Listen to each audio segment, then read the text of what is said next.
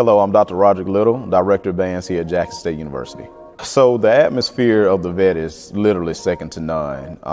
By being a part of the Jackson State University fabric and families as a student and now as a director, I've had the opportunity to experience it from many different levels. And it's something that you just cannot recreate. I don't care if you're a part of HBCU or the PWI. And so when you mix the Sonic Boom of the South and the football team and all of the synergy that we create amongst each other and between each other, you're not going to get that in any atmosphere or any stadium. We have an outstanding team with Coach T.C. Taylor under the leadership of A.D. Ashley Robinson. We are all coin to make sure that we elevate the profile of this illustrious institution that we all love, which is Jackson State University. And so when you mix the energy of the Sonic Boom of the South and when you mix that grit and that swagger of the Jackson State University football team, that's going to cause an ingredient that you cannot recreate anywhere else. And then I didn't even mention, when you sprinkle the atmosphere of the vet with 60,000 fans of our alumni, all of our friends and constituents of Jackson State University, all of those elements coming together, that's just something that, again, cannot be recreated. And we want to make sure that everybody that's connected to Jackson State University, they go out and they support our student athletes and also make sure that we support our student musicians as well. So we're coming to a stadium near you, the best stadium in FCS. It's the Jackson State University Sonic Boom of the South and the Jackson State University football team. You can purchase your tickets at gojsutigers.com/tickets. Don't miss out. We want to see you there. Go Tigers and love the Boom.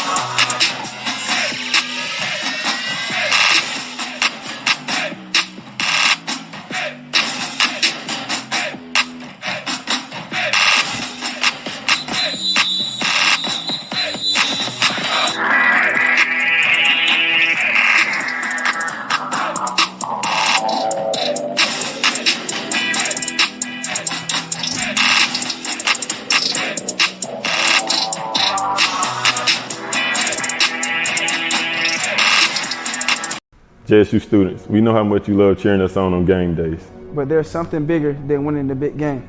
Your vote. Voting is your chance to make a difference just like we do on the field. So this November, let's make a play for change.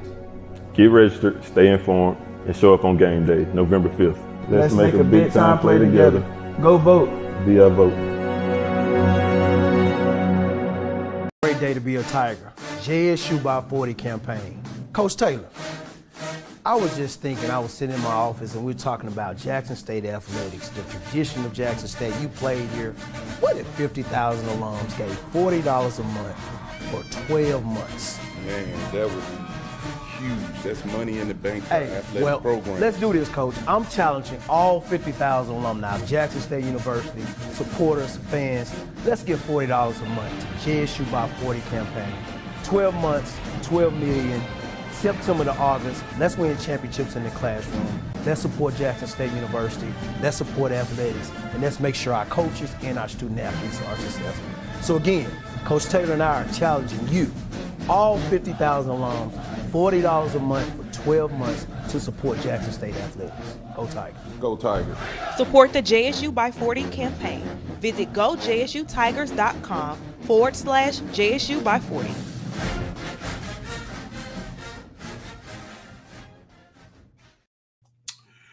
What's going on, everybody?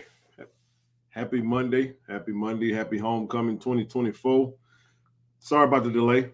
What's up, Freddie? How you doing, brother? Had to get some had some stuff going on, so needed to resolve that. So now we got that all resolved. Hopefully I didn't keep you guys waiting too long. Appreciate you guys. I received my hoodie last Thursday. I was shocked because I just ordered. Yeah, hey Haley, how you doing? Trying to get those out as quickly as possible. So let me just go ahead and do this now. I actually just put in an order. So listen, I'm not ordering extra of these. I only, you guys in the chat basically said you guys wanted some hoodies. So my girl, the football girl, grabbed a list for me, and I went ahead and I'm just gonna order what was said was needed. So as soon as that order it gets submitted, you'll see it on the website. So hopefully by Wednesday, all of this will be up, ready to rock and roll and everything. So from there, glad you got it though. Glad you got it. The thing was, Haley, as soon as we got the order in, I went ahead and got it shipped out. So no delay. Only time there's a slight delay on that is whenever the inventory is being printed. Whenever it's being printed. Anywho, glad you got it. Glad you enjoyed it. She ready to rock and roll for the whatchamacallit game, man. So, anywho, what's up, bro? How you doing, man?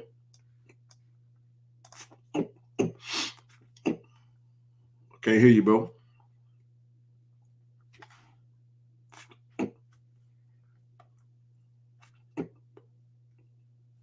Can't hear you.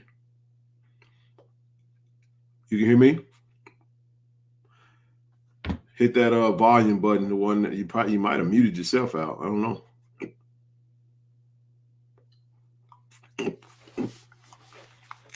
I can't hear anything. There you go. I think that's you. Yeah, that's me. Oh, there you go. Yeah, I guess it's Monday, man. We all trying to get back around. I was trying to access my mic, so I turned off my mic to my laptop. So I got it. Yeah, so it's good. A good few times, man, with this damn MacBook, pushing the wrong button, not really knowing what actually happened, all that good stuff. What's up, Ken T. Bunny? What's up, Major? How you doing, bro? Great to meet you, man. Yes, sir. Great to meet you, boss. Big head. Hey, Tank, that's about right. Happy homecoming 2023. Man, I don't think we've had a homecoming this late in a long time, man. We only got 4 football games in the regular season left. We got a total of 6 football games left, including the Celebration Bowl. We got to talk that way. Ain't no. The expectation is to go to Atlanta. You know what I'm saying? We're trying to give brother Travis Terrell an all expense paid trip back home, so he can play at that Mercedes-Benz Superdome stadium or whatnot. But anywho. It is Hey Big Head week. You got any Hey Big Head text message, bro? Just a joke. Just a joke. I haven't. Huh? Speaking to everybody in Tiger Nation, man, we appreciate you guys so much following us, supporting us as we try to provide for you all. Yeah, man, heck of a trip. Got a chance to go to Daytona Beach. I keep saying Daytona Beach, California. I'm so used to beach in California, but it's just Daytona Beach, Florida. Shucks.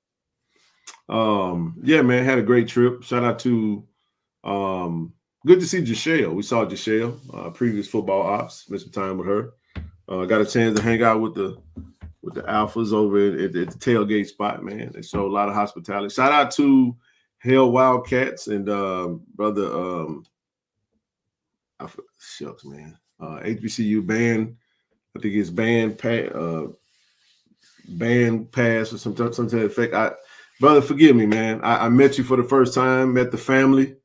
I'm getting old, man. It's just so many people you meet, you just kind of start to run together a little bit. So I was surprised by the BCU crowd size. I mean, that was big, pretty good for them though. Believe it or not, that was pretty good for them. You know. Yes, a lot of HBCU band talk. That's what it is. My brother HBCU band talk. Tailgate spot number 90. Let me just say that. Appreciate you for the hospitality, good brother. Go ahead, bro. Yeah, I was just about to say it's a lot to go with that crowd, man. First, we was able to walk around the tailgate. We was able to hang out on the Alpha tailgate for a little while. We appreciate the hospitality there. Shout out to KT Dove and for hollering at the bros, letting us kick it for a minute, providing us with ice cold water because it was needed. It was hot out there, man. About 85 degrees, man. Yeah, it was needed. I mean, you know what, bro? I felt, I really felt at home. I'm just gonna tell you the truth. I mean, there was no.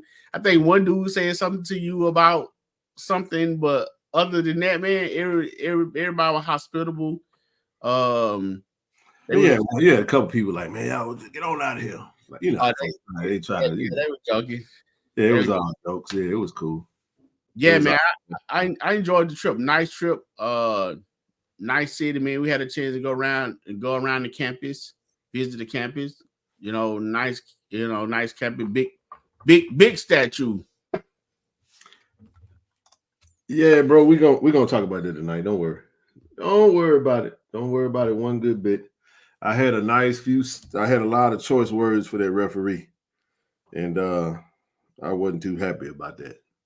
But we'll get into it though. We'll get into it. It was a great game. The game went about just about what I thought it would. I was off a little bit by the score. I did feel like they would score by 17. I didn't think it would be a blowout of that magnitude. I didn't think it would be, I wanted one though. I ain't gonna lie.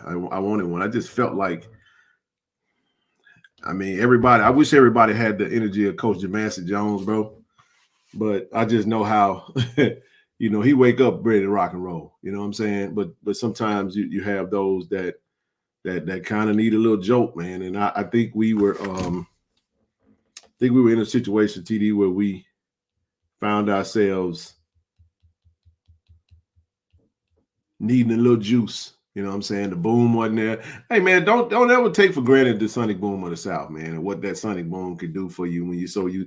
And let me say this, TD, we've been spoiled because the sonic boom hasn't missed a game all season until this one. So not having that boom, not having some type of, and I'm not saying that that's why we came out flat. I'm just saying, like, coming off an emotional victory against FAMU, going into a hot Daytona, you way the hell out of it. You way away from home. That's the furthest we could have gone possibly to play a football game. Yeah, good thing that trip is only every other year. You know what I'm saying? But overall, it was a pretty good. We went there and we handled business. Let me just say it that way. We went there and we handled business, bro. Hey, Ken, before we dive that far into it, already, I wanted to ask, man, after seeing that racetrack, Daytona 500, is that something that you're a team? That's a big track, man. It is a big track. I got to be honest with you, TD. In order for me to attend an event like the Daytona 500, probably need to be free, and it probably need to be some type of luxury suite type stuff. You know what I'm saying? Because I ain't into just watching no joker ride around in circles all day. It's just not my cup of tea. But it would be a dope experience for about a few, for a good 30 minutes to an hour. Right. After that, you know what I'm saying? I'm trying to, if it's a good marketing, networking type event where I could go and mix it up and enjoy. Yeah, you know what I'm saying? Count me in, big bro. You know what I'm saying? But just paying money, sitting in the heat, I only do that for JSU football, big dog. I gotta love it. You know what I'm saying? I don't even do that for NFL games, bro, unless it's free. I just ain't really into the NFL like as much as plus my Raiders suck, but we playing the inside anyway, so Now don't get me wrong. I will tolerate it, TD, for an NFL game, because if I got some good seats and I can go to a game, yes, I'm gonna take that. I'm gonna take that opportunity. You bet your bottom dollar I will. But the Daytona 500, it would be cool, bro. It would be cool to experience it. It really would. I ain't staying to watch them go all 500 laps though. Right. I ain't gonna do that. I just unless it's free, unless I'm in the luxury suite with a little food, some ginger ale, some good cold water, and the right company. You know what I'm saying? I can dig it, bro. For a first time, one and only experience. I'm just not into.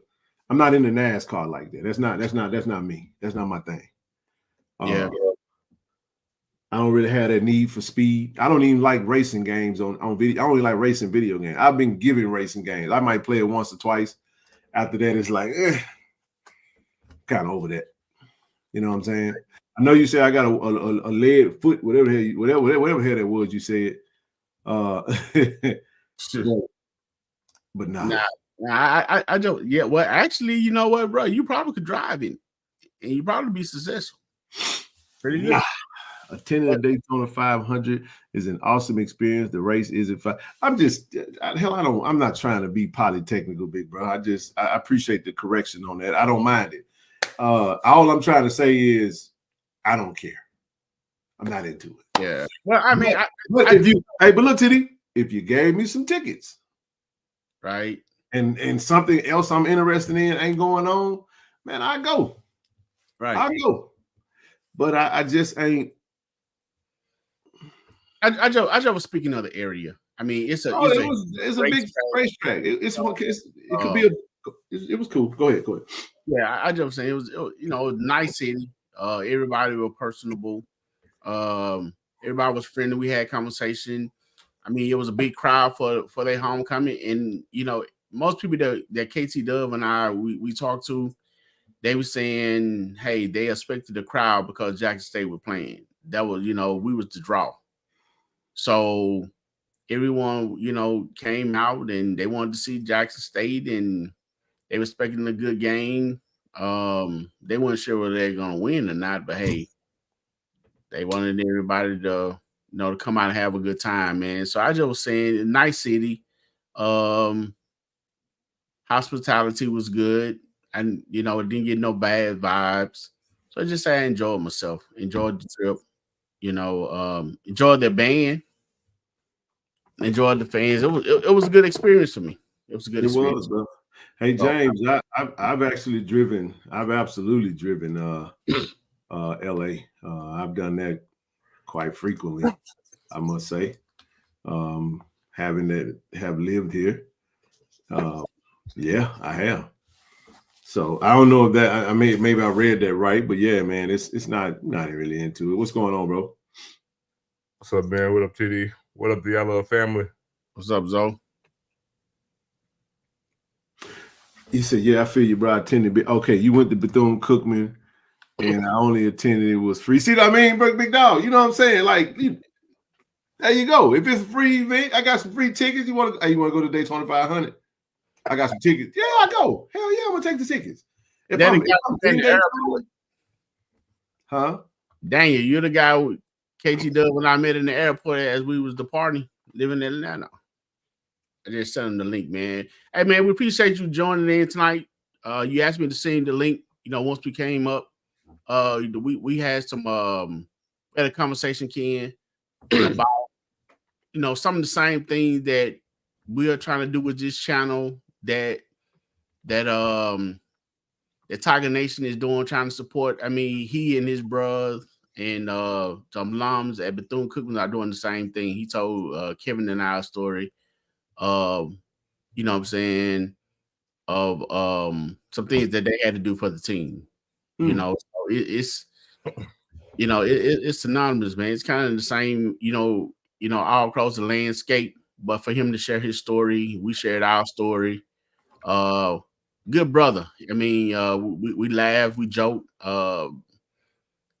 Kevin was messing with him about Bethune-Cookman. People making jokes, man. They found what was that? I think somebody put out something. Mary, don't you weep?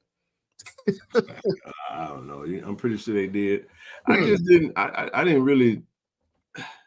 Man, I didn't see a whole lot of smack. I think we probably did do a little smack talking. I didn't see a whole lot. I didn't even really get into it. Because that was one of them games. I just was like, man, let's win this game, go home, get the homecoming. I'm sorry, Bethune. You know what I'm saying? Appreciate it was just the cost of doing business, bro. That's all it was, man. It was just the cost of doing business, and it was another game on the schedule, just like this one on Saturday. But we'll get into it, man. So I trolled BCU just a little bit. See, Don Cookman was a little bit more, hospitable. Sporty, man. Yeah, exactly. They were a little bit different than FAMU. FAMU is annoying, to say the least. You know what I'm saying? We're not talking about the camaraderie off the field and all that whatnot, but it was still just the overall experience. Mary, don't you weep, Martha, don't you moan. Oh, okay. All right, I got you, big dog. But no, man, it was pretty good, man. Let's jump into these preliminary. A lot going on, man. A lot going on. I'm gonna kind of blow through these real quick. You guys know, Givelify. If you want to donate to the foundation, hit us on Givelify. Tax deductible donations. We appreciate it. I want to shout out our channel sponsors: Cannon Toyota of Vicksburg, Cannon Nissan of Jackson, Automasters, Shout Out Rex, KC-1400 Collective. Look at the top of the link, man. We actually do have fundraiser, January 11th. This is a big deal. I'm seeing a lot of chatter about what we need to do, and I just want us to start incorporating in our dialogue and as well as in our conversation. If you're talking about what can we do to keep our Tigers in the city of Jackson and keep them at Jackson State, here's your opportunity. We got a big event. Big fundraiser we rolling out January. We starting in January. We're having 3 events next year, 3 NIL events next year. First one is going to be January 11th. This is an annual event in conjunction with Kevin Dent, in conjunction with the JSU National Alumni Association, Vicksburg Warren chapter. It will be 7 p.m. to 11 p.m. on January 11th. I know there's a basketball game. All that's going to be at the earlier part of the day. We're looking to try to get as many former players as we possibly can to raise 6 figures, man, to go in our NIL pot so we can really be able to do NIL deals. So if you're really serious about changing the game with us, join us. We're more than happy to. But the tickets are now on sale via Eventbrite. Click that link in the chat. We do have some tables while it lasts on the floor. Our general admission would actually be in the stands. We're going to have live entertainment, comedy, food, you name it, man. I'm going to try to get AD out there. I'm going to try to get the coaches out there. Not try. That's the plan, to have them out there. Definitely have our athletes out there. And this will be post. The season is over with. Spring signing day is over with. Winter signing is over with. All the spring enrollees will be on campus at this point. So we can't wait until. See, we this is what we've done, y'all. And I talked to TD about this yesterday, so we were doing a lot of initiatives on this channel. Matter of fact, because of the initiatives, on Thursday we will be getting honored with the JSU Legacy Wall for our contribution going into the 2023 calendar year with a monetary amount of right at $73,000 donated to Jackson State via KC-1400 Media Group. So KC-1400 Media Group will be actually placed on the Legacy Wall. That ceremony is 5:30. It's Thursday. This Thursday, homecoming week. 5:30. We will cover that. We will share that with the family, for everybody that has ever donated. But this is what I want to say. Because I know we want to talk about football. All that's fine and dandy. But because if we sucked, then everybody be complaining and griping and all that. It's cool to talk this stuff when you're winning. All I'm saying is we tend to operate. Where's Miss Rochelle when you need us? You always talk about we operate from we have this scarcity mindset. Whenever there's an emergency or we feel like something's about to go wrong, it's so easy to get an initiative done. But when things are seeming to go right, we get numb on that. I know it's January, and right now we finishing up October. All I'm saying is that in order to really do great things, you cannot wait until you need it to get started on it. So, man, click them link, man. Get them tickets, man. I know it's a mentality. I know that. I know what it is. This is a proactivity.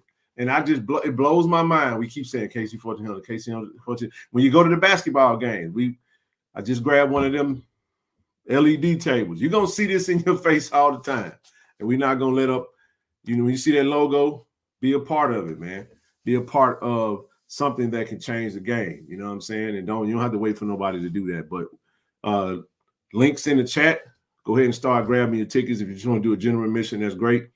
The tables, that seat 8 is on there. And I'll let you come to that. I just want to get that out. We are such last minute, but I'm started on it now. The tickets are officially on sale for that event in January. All right, what you got, bro? I know y'all saw that 60-yard run in the third quarter. You want to see more of it? Come to that event. And listen, man, we got Irv for 6 more games, right? But we had a conversation, TD. Big Aristotle, my brother go, man. What's up, baby? Man, you pulled up at the right time, big dog. Hey, man, that's right, man. It's called a lack mentality. That's right. Hey, so TD, KT Dub, myself, we had a conversation with one of the coaches, Coach Gallen, who actually is the running backs coach. He talked about, what do you say, TD? Look, man, you think you love the running back room now? What Albert Miller say? Man, this shit don't stop. TSDS. So what I'm saying is, hey, look at what the coaches are saying. You think the first 2 recruiting classes under Coach TC Taylor was pretty solid? Wait until you see this next class that's coming in. And then if it keeps happening and keep happening, OMG, man. But y'all know how we get down, man. We don't wait for nobody to tell us to do nothing. We got our this is us. And you can be a part of that. You can be a part of the reason why we're able to do what we do. So go ahead, bro. Just to add one note to that. Again, I know it's a JSU platform. I know when it's coming from us, you guys tend to think we might be biased, whatever the case may be. But I always try to put things into perspective. Now, you heard Ken mention about what the running back coach said. I don't think most people understand. Forget HBCUs. I told y'all last week, we, as you hear my voice, we have 9 commitments for 2025 as I speak currently. No other HBCU has that right now. Negative. Ain't no Mike. You can just stop that now. Not only that, there are not many, really, if any, FCS programs right now who have 9 commitments for their 2025 class.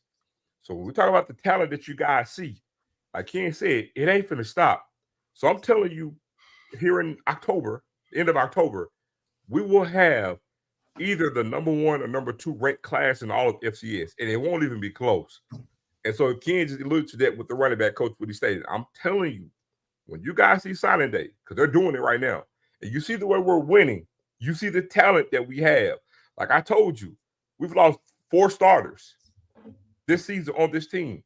We're playing with backups on top of backups right now. Yeah. It ain't stopping, and that's because of recruiting.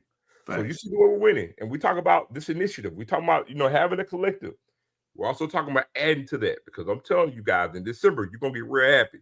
After we win that Celebration Bowl, when we get to Atlanta, when we're recruiting in Atlanta, and it's going to be ugly for the rest of the schools in this conference. Mark my words when I tell you. So I want to add. Go ahead, T. Yeah, I'd like to first of all thank the Vicksburg Alumni Chapter for collaborating with us to make this happen, for getting the event. Shout out to Brother Den and his wife, his family. KT Dub, man, they've been putting in mad work to make sure that this is happening. So with that being said, Tiger Nation, there are people who taking their precious time to make sure that we get this event lined up, make sure that it be a success, and make sure that we are able to keep our Jackson State Tigers in the building. That's across the landscape. It's not just football. This event, though, is football. I know you say that. I want to specify this is a football fundraiser. This event is. The other fundraisers will be other sports. Now, I have to jump in there because you said it last time. I just want folks to understand this event on January 11th is specifically a football fundraiser. And I have that for a reason. Keep going. I just want to clarify that. All right, cool. So with that being said, regardless, it's to keep the athletes, in-house. The athletes that's here, the athletes that, on the verge of coming, that are being recruited. And like Ken said, we did have a chance to talk to the running back coach, Coach Gallen, on Friday. Great conversation. I have a lot more respect for. He's always been a quiet figure to me. He just kind of came in and did his job. I did like the interview that he did on Tiger Talk. He will speak. So now talking to him and seeing that his stance and his views and his point on his job and how much he loved and admired what he does. And he got very excited when he spoke on the running backs room and the potential running backs that they're going to come to the room. So guys, this train, I mean, if you like what you're seeing now, and I still believe that we have, we aiming to get better. We still can get better. I think you've seen the best of us yet. Right. If you like what you're seeing, want this train to continue to roll, then you have to add, fuel to that fire. You have to add, in this case, would be funds. Get your table. I mean, tell a friend, tell somebody that tell somebody at your company. You have a lot of company, Ken, Joe, that have money that they have to that they would like to use, to give donations for tax purposes and stuff like that. If you know that, I mean, send them this way. Hey, so whatever you can do to support, whatever you want to do to support, we all family. We all a part. So again, we appreciate what y'all have done thus far. We appreciate what y'all would do going forward. So continue to. I'm gonna go ahead and grab a table. Hey, let me throw this in there, TD, to build on what you just said. We're not doing a lot of initiatives like we did when we initially. I remember when we first got off we were doing a lot of initiatives. Let me do this, man. Let me doff my hat off to. We went through some transitioning at the university from our AD was able to he kept things stable, but from a football standpoint, we had a hell of a turnover, and we had to really reset the program. So in the midst of that, as our coach is getting his program established, we just stepped up and was like, hey, whatever you need. So we did a lot of initiatives, which we're not doing as many initiatives because some of the things that we used to do, university is doing a fantastic job of getting those things taken care of and whatever the case may be. So we kind of aren't, the support engine is still revved up, but it's like, hey, let's change our direction and go in this direction. So if you've been a part of those initiatives, you've been a part of the $73,000 in kind to Jackson State through KC-1400, when we go and celebrate that on Thursday, everybody that's ever donated to this platform is a part of that. This is not a we thing. This is a us thing. When I say we, as in just our small little group, this is a us thing collectively that you absolutely can be a part of. And trust me when I tell you, I know the players appreciate it, so I can speak more into that. I'm not going to. I will be a lot more in depth at the event though, because I will get into every question that you will have, or whatever the case may be, can be answered. There's a level of transparency that will be totally available. But I will say this though, for all sports, we want to take care of athletes from every single prospective sport at Jackson State. In order to do that, go to KC-1400collective.com and pick a package that works for you and get active right away. Go ahead and get active. So, but this fundraiser event that we're putting on, it's going to be a hell of an event too, 7 p.m. to 9 p.m. to 11 p.m. Just spoke with one of our sponsors. We're looking to get them legends down there in Vicksburg. Don't worry about it. Look, we're looking at TD. TD and Zoe. We're talking about working something out with Canon, Nissan, or Jackson, but we can put them in Nissans and drive them down there in the motorcade, big dog. You know what I'm saying? Making sure that them legends get to that event because we want them to be present, right? We want them to come down and show their face and be a part of that. Because I understand it's Vicksburg. It'd be cold, it'd be in the wintertime or fall rather. But it is what it is. So let's make this happen. Let's do what we got to do. So if you want to go ahead and start, grab your ticket now. You can wait like we always do. Wait till December or January and start buying your tickets then. But once the tables are gone, they're gone. We got 20 tables. Actually, we got 18 left. Actually, we sold 4, so it may show that, but we have commitments. So we probably at like 12 available tables on the floor, eight per table. It'll be some VIP stuff that'll come with that, but we doing it big for our athletes, man. Trust me when I tell you. And y'all be proud of what we're looking to do. I just want you guys to understand we did a lot of things with Cash App, Zelle, PayPal, all that stuff. We're not doing NIL through that capacity anymore. We have to channel it all into one funnel so everything can be clean. All the books are clean. We run a tight ship in a real business. and everything got to, you know, our big uncle SAM got to make sure things line up properly. So we're gonna do this thing in a different way so it can be advantageous for us all, you know, on all levels. So get at us if you got any questions. Y'all know how to find us. I want to move right along, man. Ken, I want to ask you. I mean, do you want to go over briefly what they can expect? What, the event? Yes. Oh yeah, I mean it's on the slide. I just took it off. I mean, we're talking about comedian. We're gonna have comedian entertainment. We're gonna have music entertainment. We're serving food.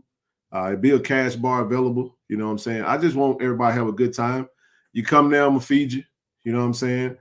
We do want folks to we want you. It's a fundraiser. We do want you to donate to the pot because we are trying to raise some funds. We are talking to sponsors. We already have a commitment through Canon Nissan, Canon Toyota, and we're trying to get all of the casinos partnered with us in this event since it's in Vicksburg. We're trying to keep the entertainment local. See, I got some big entertainers I made contacts with for the summer event, big time comedians, big time musicians, and I'm just telling you, we're not stopping, bro. So at the end of the day, that it's going to be a night out to really just to celebrate. This is the first event of its kind. This is not going to be the dealership event. This is put your grown folk, put your best on. Let's go have a good night out. You know what I'm saying? This is a party, man, as well as a celebration / fundraiser. So it's grown and sexy, man. You know what I'm saying? With music and entertainment, that type of stuff. Now, if you want to put your fedora on, big dog, feel free to put your fedora on. It's up to you. You know what I'm saying? You know, it's going to be a good event, though. That's what we're looking for. More to come. But just stay tuned. You're right. And KT Dub made a connection with a high profile. Well, he was definitely high profile at one time. That might show up at the event. Ken, we'll see how they go when that conversation hit. Hey, we're gonna get him there. Don't worry. We'll get him there. We'll get him there. We're gonna put that down right now. We'll get him there. Okay. All right. Baseball tickets on sale. We got to get through basketball. We had a big-time basketball game tonight against USM. Women played basketball, whooped up on the W, and we'll touch on that real quick. Then we're going to get into some football, man. But listen, baseball tickets are on sale. Go to gojsutigers.com/2024 baseball tickets. Grab your baseball ticket. We got to go support Coach Omar and those baseball Tigers. Listen, huge shout out to Jimmy Smith. We talked about this. Jimmy Smith and Fred Taylor has made the top 50. Man, we hope Jimmy Smith will get in there. It's long overdue, man, for him to get in the Hall of Fame. He's getting close. Hopefully. Look, man, anytime you see anything out there on social media about Jimmy Smith, y'all blow that up, blow it up. Hey, Ephraim, hey, man. Hey, Ephraim is part of the Vicksburg chapter doing a lot of leg work with us, helping us getting this thing off the ground. Shout out to you, big bro. But yeah. Jimmy Smith, man, we got to get him in the Hall of Fame. Go ahead, Zoe. What you got on that? Oh, so I'm not sure everybody knows what the process is like when going through the Hall of Fame. So just to kind of FYI, to kind of get people up to speed so they know what's going on, Jimmy Smith already went through the natural window for players to actually go into the Hall of Fame. So Jimmy Smith, as well as Harold Jackson, can only get into the Hall of Fame the same way, and that is on the senior vote. And so Jimmy has made the top 50, which is the first step, which is a huge step, believe it or not. Yeah, and he's never gotten this far before. Mm-hmm. So there's going to be one more voting process to actually get to the finalists, and then they choose from there. I can't think what the number is. I want to say it's 25, and then they kind of go from there. And then they divvy it up. And I believe, if I'm not mistaken, that breakdown will happen, oh man, I want to say sometime in December, because they actually do the vote for the Hall of Fame announcement for the finalists during the playoffs. And then, as you know, when the Super Bowl comes, when they actually make the announcement for who made the Hall during the Super Bowl. So this is a huge accomplishment for him, because he's never gotten to this point. And I feel real good if he makes that next cut. I feel really good about him actually getting in. So that'll be a chance. And I need y'all to really, really get active, because if Jimmy Smith makes the Hall of Fame, that'll have us as sole alone with the most Hall of Famers of any HBCU, and I would say any FCS program. We'll have 5 NFL Hall of Famers with a possible 6 with Harold Jackson, because we actually still can get Harold Jackson, because Harold Jackson's numbers on par with Jimmy Swift's and better in certain categories. So, just if y'all see anything like Ken said, man, we gotta really do our work. Blow it up. Tag the NFL, tag the Pro Football Hall of Fame, whatever we got to do, man. We learned some information this weekend. I didn't even realize what all came with being in the Hall of Fame, and I can understand why. Jimmy had a freaking hell of a career, man. His numbers are better than Michael Irvin's numbers, and he still should be. TD, we had a conversation with Dub and Coach Gallen about, we was talking about Terrell Davis and looking at his stats. We were talking about his stats compared to Otis Anderson, who was a running back, played for the New York Giants, and just how certain things that contribute to who get the nod, who don't get the nod, a little bit of politics, popularity, all that good stuff, man. So Jimmy didn't play the first 3 years of his career now. He didn't, man. And here's the thing. If you see anything out there, shout out to Jimmy, brother. We definitely praying and hoping that you get in the Hall, man. That would be great. It would be another just another check of the box for Jackson State, man. And that'd be awesome. Believe it or not, man, all of it is relevant. You know, what we do on the field, how we represent the university, all that stuff matters, man. It's all a part of the political games that are being, you know, that sometimes be played when it comes to making these types of decisions. TD, you want to touch this before we move on? Yeah, man, we're definitely supporting brother Jimmy Smith, man. We appreciate him coming up on the show with the summer. I mean, he was very candid in his answer. He had a very solid, very good career, man. You know, a lot of time I hate to see him come in. We had to play him twice being a Bronco fan, man. He did his thing every time he stepped on the field. So the brother is deserving. But Ken, you know, one thing, you know, out that conversation that we had talking about the Hall of Fame, I posed the question to you guys: should a person conduct off the field matter when it comes down to Hall of Fame voting or getting into the Hall of Fame? What are you a Hall of Famer? And the three of you guys unanimously said no. Unfortunately, when it comes to your fate being sealed at the hands of other people's opinions and vote, we'll be naive if we didn't say, TD, that, you know, some of that stuff has affected it. You know, it took T.O. a while to get in there, but he got in there. You know what I'm saying? And he should have been the first ballot if you really ask me. You know what I mean? T.O. had a hell of a career. That's why when he did his Hall, that's why TD, when he got in the Hall of Fame, TD is, he did it in Chattanooga, Tennessee, at his hometown at high school. He was like, the hell with the Hall. Y'all disrespecting me. I'm gonna do it. College, UT Chattanooga. I mean, Chattanooga. That's what I'm saying. He not from? Is he from Chattanooga? From Alabama. Alabama. Okay, my mistake. I know it was in Chattanooga, so that's where he played at, UT Tennessee Chattanooga. I thought that was his hometown, but it was definitely his college. But he did it his way. Yep. All right. So yeah, definitely, like you said, then the numbers should matter. You guys said the numbers should only matter, not, you know what I'm saying, somebody personal or they off the field situation. So 100%. Shout out to the women's volleyball team, man. They've been smacking jokers left and right, man. They smacked up on Alcorn a couple days ago, and they just smacked up on Southern today. I love it. Or was it yesterday? They've been kicking behind and taking names later, man. So shout out to the women's volleyball team, Coach Marcus Hereford, and keep up the great work, man. Hey, if Michael Irvin made it, I'm trying to tell you. You know who I thought about? I thought about Lawrence Taylor. Lawrence Taylor tell you he was on crack when he was playing. He's on cocaine like a summer gun. You know what I'm saying? So, hey, all them dudes on something, man. You know, at the end of the day, it is what it is. But shout out to the ladies. Yeah, man, let's get into women, man. We had an exhibition game. Good gracious alive. 93-36, man. A hell of a shellacking. Anybody get a chance to go to the game? If you're in the chat, let us know how the game went, man. Shout out to Coach Margaret Richards and her staff and the Lady Tigers, man, the women's basketball team. Exhibition game. This is a second exhibition. The first one was a closed scrimmage against Mississippi College. Don't know the results of that because it was closed.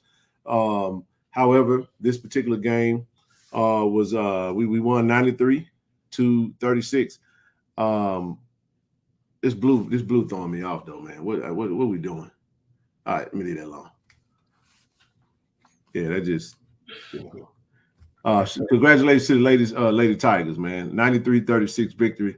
Got to get a Man, y'all got to put us in the chat. Tell me what y'all saw. Because hell, it wasn't a lot of damn fans at Jack State in Daytona. We had a small group, so we made no mistake. Congratulations, Lady Tight. That's right. NFL was well aware of O.J. Simpson's domestic issue when he made it, but that's a different era. Yeah, all good, man. Anywho, the men just finished up. We whooped up on Belhaven, and man, we let me say this, man. We was winning this game. My goodness, man. We were up 19 in the second half against USM, man. And we the referees they started blowing the hell out of whistles. They had 14 more fouls called against us than them. They shot way more free throws. They had 35 free throws. Yeah, it got crazy, man. Them whistles they whooped the crap out of us, man. But no Deshaun Ruffin, no Romeo Mansell had a 19-point victory, 19-point lead in the second half. But either way, man, you still got to make that. We had too many long spurts without scoring buckets, and they proceeded to this game went into overtime. It went into overtime, and we wound up losing 92-85 in overtime. It's two crucial free throws to actually take the lead or to tie the game up, and they went down, hit a three. Actually, we would have went up by one. They went down and hit a three, and now we down 4. We missed the next shot. They went down and hit another jump shot. Now we're down 6. So high heels. I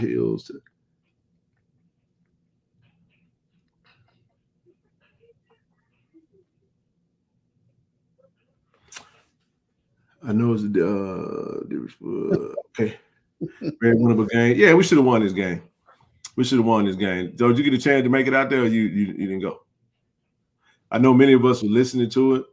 But yeah, hey man, we put the SWAC on. No, listen, we still haven't even. Deshaun Ruffin is yet to hit the floor. Juan Reyna had a great shooting game. He's definitely true to form. But I'm looking to get them all together, man. Good game by Dory McMillan, though. No, they're not hurt. I think Coach Deshaun Ruffin won't play until the season start. Having missed it the whole season with a non-contact injury, I think Coach was just being more cautious with him and want to make sure he's at 100% when the season starts. So he held him out on these exhibition games. I expect to see Deshaun Ruffin playing against Houston and potentially against Houston. That's my expectation. So Romeo was in street clothes. He's not hurt. They just wasn't trying to, Coach is just being very cautious. Coach is all in on this season.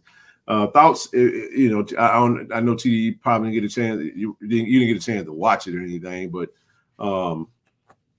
you want to touch on basketball before we move on?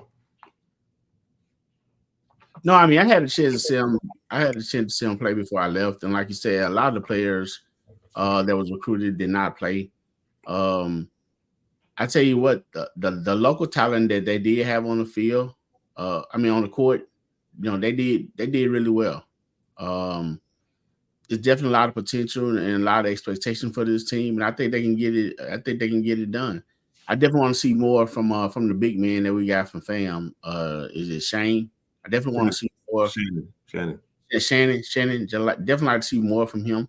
He did play. He and Romeo, they played at the same time. So potential is there. We'll definitely see what they be looking like once the season begins. So I plan on attending as many games as I can. Season passes. So we'll see what the future holds with the basketball team, ladies and men. But regardless of what, is go Tigers. There you go. So you good on him on the men? We'll move on. I said Dory McMillan had a good game. Like I said, man, pretty much touched on it, man. Got hold by the referees. I mean, the guys looked amazing. I can't even recall what this last season or the season before that, man. When we came out in the first half and looked the way that we looked, we shot the ball really, really well, rebounded the ball really, really well. And again, I didn't watch it. I listened to the whole entire game though, and man, the referee. I mean, it's you guys know, and I know we may sound like homers, right? But in basketball, when it's that wide of a gap in calls, I mean, look like a duck, quite like a duck. It ain't a mongoose. Like it is what it is. What was the free throw free throw line 35 times compared to our like 12. Like that's a huge ass gap. And guess what? And we weren't just shooting jump shots, so that's why that makes it even worse. We just weren't getting calls, man. But shout out to us, man. We looked the part. I like the way we looked. And again, Deshaun didn't play, Mansell didn't play. So just the exhibition game, man. Look at the stats. If y'all think I'm BS, if y'all get a chance tomorrow, look at the stats of this game. You can be like, how in the hell did we lose? Man, Zebras just ain't in Africa, dog. Some bad ones over here in Mississippi. Shit, it was a bad one in Daytona, too. Definitely looking forward to get into it. All right, let's jump into football, man. The scores for the week, bro. I was wrong about a lot of stuff over this weekend. I have to. Zoe took Texas Southern. Texas Southern handled business, man. See, I was shocked, bro. I was wrong. I said Grambling was gonna get him, and Grambling has turned out to be a whole, bag of cheeks right now. And it seems like we just made them look way better than what they really were. But at the same time, they beat us because we beat ourselves. Coach Mickey Joseph had some choice words today in the coach press conference. He said, TD, some of them calls was bull. He said, look, if the SWAC office want to find me, I got the money to pay it. And the SWAC said, oh, yeah, let me get that $5K. Let me get that $5K. I said, well, SWAC, now that you got an extra $5K, go buy some more damn referees, because these referees that's been refereeing in these SWAC games are a bag of hot ass. Do you hear me? Man, they terrible, bro. I'm telling you now. I listen. I damn near blew a head gasket up in there. First of all, shout out to AD, man. We had to pull AD. AD almost got on that damn sideline judge at that game, man. Hey, TD, the damn sideline judge. I'm telling y'all now. He was telling us, y'all need to get him back. Right. Hey, Ashley was fired up, man, because it was bullshit. We're gonna get into it. Listen, man. I said this today, and I stand on this, and I'm gonna get into it, man. That was a bogus call. It was a bogus call, and I explained to you why it was a bogus call. I could tell y'all what happened.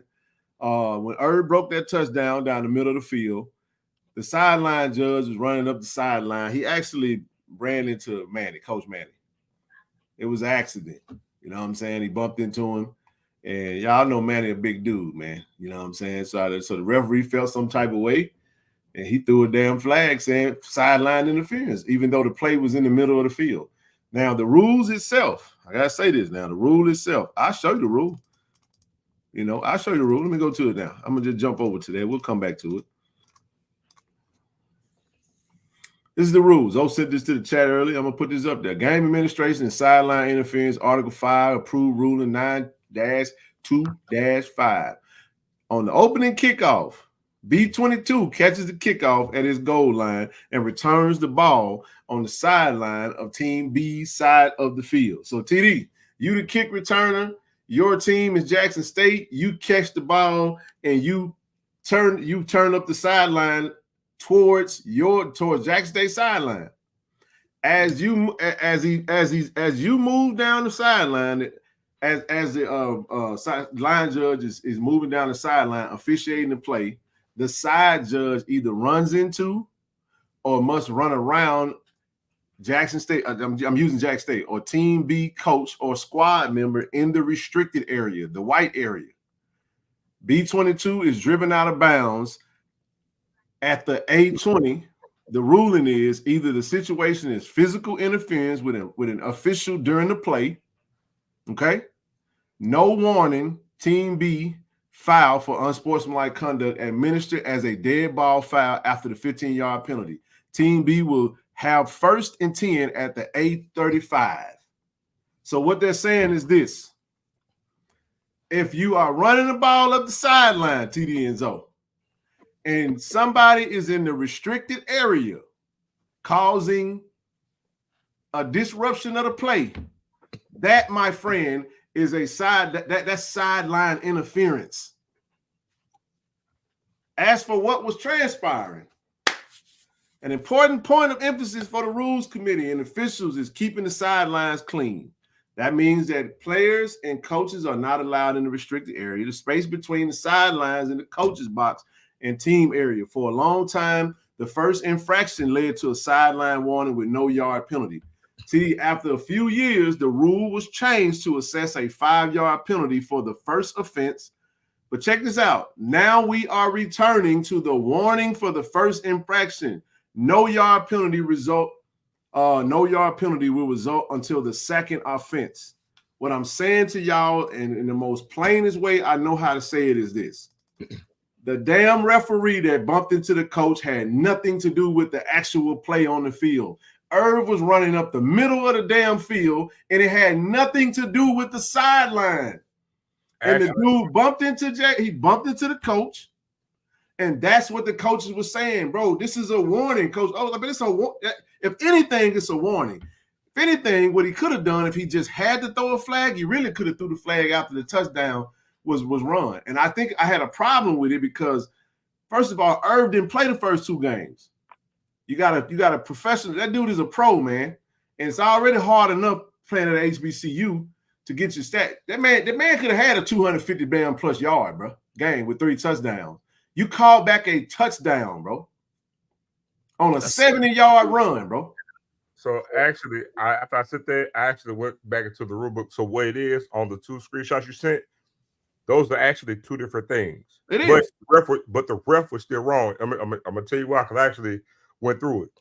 The way it is on the warnings now, that's where you're in the area where you gotta be behind the stripe line. But that's a whole different thing. That's just regular sideline warning. We'll warn you 1 time, second time you get a 5-yard penalty, and then third time a 15-yard penalty. That's for that. Now on this particular thing, they gave an example about a player running on the sideline, but where he is doesn't matter. They're using the example saying that a player has the ball or it's a play going on, and a referee is running on the side judge, basically is who it is, Ken. And so the side judge, if he comes into any type of physical contact with any whether it's a coach or a fan or a cheerleader, no matter what, there is no warning. Here's the thing, though. Here's the caveat. There's no warning. There could be a dead spot foul, right? Dead ball foul, and then you mark it off like what they did. But the difference is on the scenario that they gave when the referee bumps into somebody, there is a stoppage of play, meaning that the player goes out of bounds or the play runs dead. In this scenario, Irv ran a touchdown in. Fact. So you don't. So the problem is you don't take the touchdown away and then go back and say it's a spot foul, because remember, it's a dead ball foul. Going by the letter of the law, it's a dead ball foul. But a dead ball foul means at the end of that particular play, like it go out of bounds or it's an incomplete pass. This was a touchdown, meaning that it concludes the end of the play. It's a touchdown. So the touchdown should have stood. Then you mark off the play whether it's on the extra point or on the field, on the kickoff. That should have been what happened on that was the whole thing we were saying, though. If it's a foul, then it's a foul after the play is dead. It's a dead spot. What I'm saying is this, bro. In the end, the dude actually got frustrated because it wasn't. And then everybody was saying, and he even said himself, it's not a warning. You know what I'm saying? He ran into him. Now, mind you, it was like, it happened. You on the 30. Irv break a 70-yard run. Everybody's doing this. And everybody's moving with Irv. You see what I'm saying? The referee run up the sideline. It is what it is. It was a bang bang. It was really it was a blunder, bro. That's really all it was. And everybody was confused. And we like, are you serious? I mean, we're looking around. It's like, dude, you can't be serious. You mean tell me you're taking the touchdown that actually, bro? The man was crossing the 50 zone when he ran into him. And then what made it worse, y'all? What really pissed me off? Yeah, nope. What made it worse, bro, is that Coach TC was trying to talk to the referee. And the referee was just like, basically, he wouldn't even walk to the sideline, he would talk to the coach. But make sure everybody knows on that scenario, it's always the side judge. Because you have one on the side, they run the sideline. So again, I wasn't there, Ken was. So according to everybody, pretty much the referee was running. The referee ran into Coach Manning. He ran into him. And again, only reason why we really left it alone is because, and TD, I want you to jump in, is that we still scored eventually. It's just unfortunately that we scored at the end of the half. But anywho, go ahead, TD. No, I mean, I didn't see. I was standing there. I was at the edge of the sideline, toward the goal. The play, like you said, definitely was in the middle of the field. I mean, even the defender were, they was on, in the scene. So it was they were nowhere near the play. But I guess apparently for the ref to had run into Coach Manning, I guess maybe he was on the field. So I don't think personally. I never seen a situation, where they just take the points off a board for something like, take points off the board for something like that. I agree. It probably just should have been a warning. Maybe assess it, on the kickoff or something. But going that far, I thought that was a bit much to take that touchdown away. And I'm definitely not trying to be biased, in saying that, but it was a choice, and that's the choice that he made, unfortunately. And like you said, that would have easily given Irv over 200 yards with 3 touchdowns, which was very deserved because that was that was a nice run. And so many people were upset about it on the sideline. The whole sideline was going, in a frenzy. Yeah. Even when it even with Coach go to the chat. Go ahead, TD. Yeah, even situation where AD was very upset. They had to pull AD back like the little dude from Fire Heartbeats. He was very upset, man. So he had some choice word for him, and I think according to AD, he hadn't heard the last of that. But I'm done. You know what? Post that video. I can't, bro. It just take too long. God! What is it? I ain't played it towards the end of the game. I heard it. Dude, to say he got fouled. He got fouled. Even the announcer said he got fouled. What happened was the 3 to tie the game up in the game, he got fouled, bro. Oh my God! And it could have been an and one, which we probably wouldn't have win in overtime. But the fact that they were calling all them damn fouls for them, and we get bodied on a jump shot, they went to check to see if the ball if it was a 3. They didn't even check for no foul. But I ain't going back to that. I ain't going back to that. I would have, but no. I ain't gonna say what AD said because I know this. I say this much. You were like that's gonna be your last one. The dude was like, y'all need to get him back. I went on to say, I tell y'all what I said. I'm gonna beep out with my words. What I said, man, why don't you stop worrying about what the F we saying and referee the D game, bro? I'm like, I ain't no D coach, man. You know what I'm saying? Like, dude, you worried about now it's a personal thing because he got mad that he made the wrong call. But so I'm glad you made that point. But usually the only thing that brings a touchdown back is if some type of infraction that occurred during the play that gave us a competitive advantage. Holding. There you go. A face mask, a holding, a block in the back, a chip shot, or something like that. That's what usually brings the play back. A touchdown. And what was so crazy about that, y'all? When I went back and watched the game, TD on shout out to HBCU Go, by the way, amazing coverage, by the way. Love HBCU Go. Man, Irv was like, what's going on? Like, what the hell happened? Irv was shocked, like, wait a minute, the touchdown didn't count. He was blown away because he went to the sideline, took a helmet off. He's like, yeah, it's on. He doing what he do. But then he realized that, wait a minute, he was like, bro, y'all, and luckily I say this though. I think the referee, that was the turning point of the game because what we say on the sideline, that might have been, I think KT Dub was like, hell, that's the one thing that we needed to wake our behinds up. Yeah. And after that, we proceeded to kicked them in the teeth for the rest of the game. They need dentures. Huh? They need dentures. But speaking of Irv, man, I just want to shout out Laurencia Moten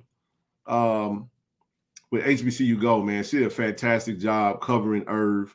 And I learned, TD, we was talking at one point in time, and I didn't even know. Irv is one of our channel ambassadors. I just want to play something real quick. They played this on HBCU Go in relation to his family. And this is why we say, man, you want to show love to these players, man. You don't know what these young men be dealing with. and the type of stuff that be happening in their real life and how football is such a getaway. But I want you guys to put your arms around number 5. We got the best running back in the conference, bro. And Irv is a special young man, bro. But they did a feature on him if you was watching the game. I took a portion of that clip, and I'm going to play it at this point in time, man. So y'all will be right back. For Irv Mulligan, football isn't just a game. It's a lifeline. He's currently ranked first in the conference in rushing yards per game for each yard that he gains. It's another yard in order to honor his family's legacy. Now, in 2021, his sister Shayna lost her life to gun violence in her hometown in South Carolina. Just last month, another tragic loss in his family. This time, his the hell? My video messed up. That was weird. I'll come back to that. But yeah, man, I'm sure y'all watched it. Give me 1 second. That was real weird. Hold on just a quick second. Why did it do that? That's about as funky as it comes right there. One of the things about that while you holding tight. You got it. Go ahead. I'm speaking on Irv. I think when we did the pregame on Saturday, we all kind of predicted that he'll have a game like this. So he just pretty much lived up to the expectation. And I think that's why, with the young man having, in that video that you're talking about, he was speaking on his family and, losing his sister in his cousin, to violence. So, he been carrying that and been wearing that, during the season. He, I guess, dedicating the season to his family. So when you look at it that way, you look at what the referee did, it get a little more, it's a little more touching, a little more personal.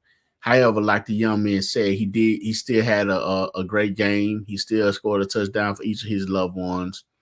He still almost reached 200 yards. So I always been, I was a fan of Irv since the first time you interviewed him in, when he came in from Wofford. In the interview that he had with him, I said, I like that young man. Something about his spirit right then that, had made me gravitate to him. And I'm not just saying because I don't say stuff I don't mean. So he's a pro. Congratulations to him. And I hope he continue to have grind this season. And man, I would love to see that young man get 1,000. He's gonna be pushing it, but I would love to see that young man get 1,000 yards.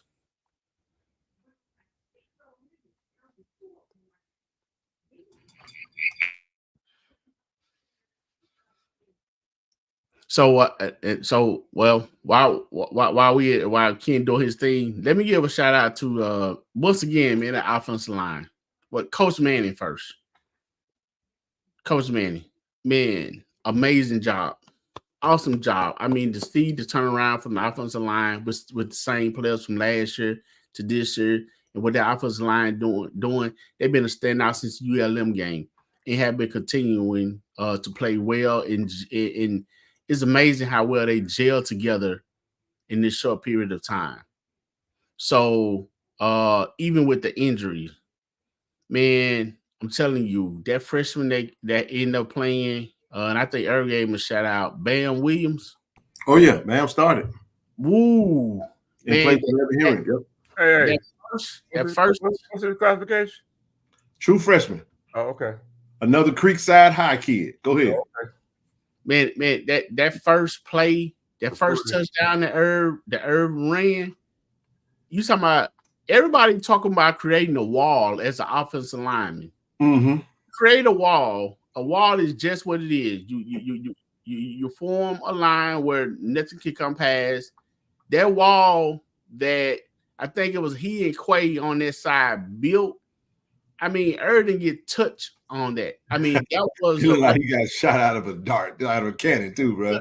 Hey, you know what? It was so open. Irv like, wait a minute, I don't even have to go to full stride on this. For hauling ass, bro. I mean, he that thing like a cannon, bro.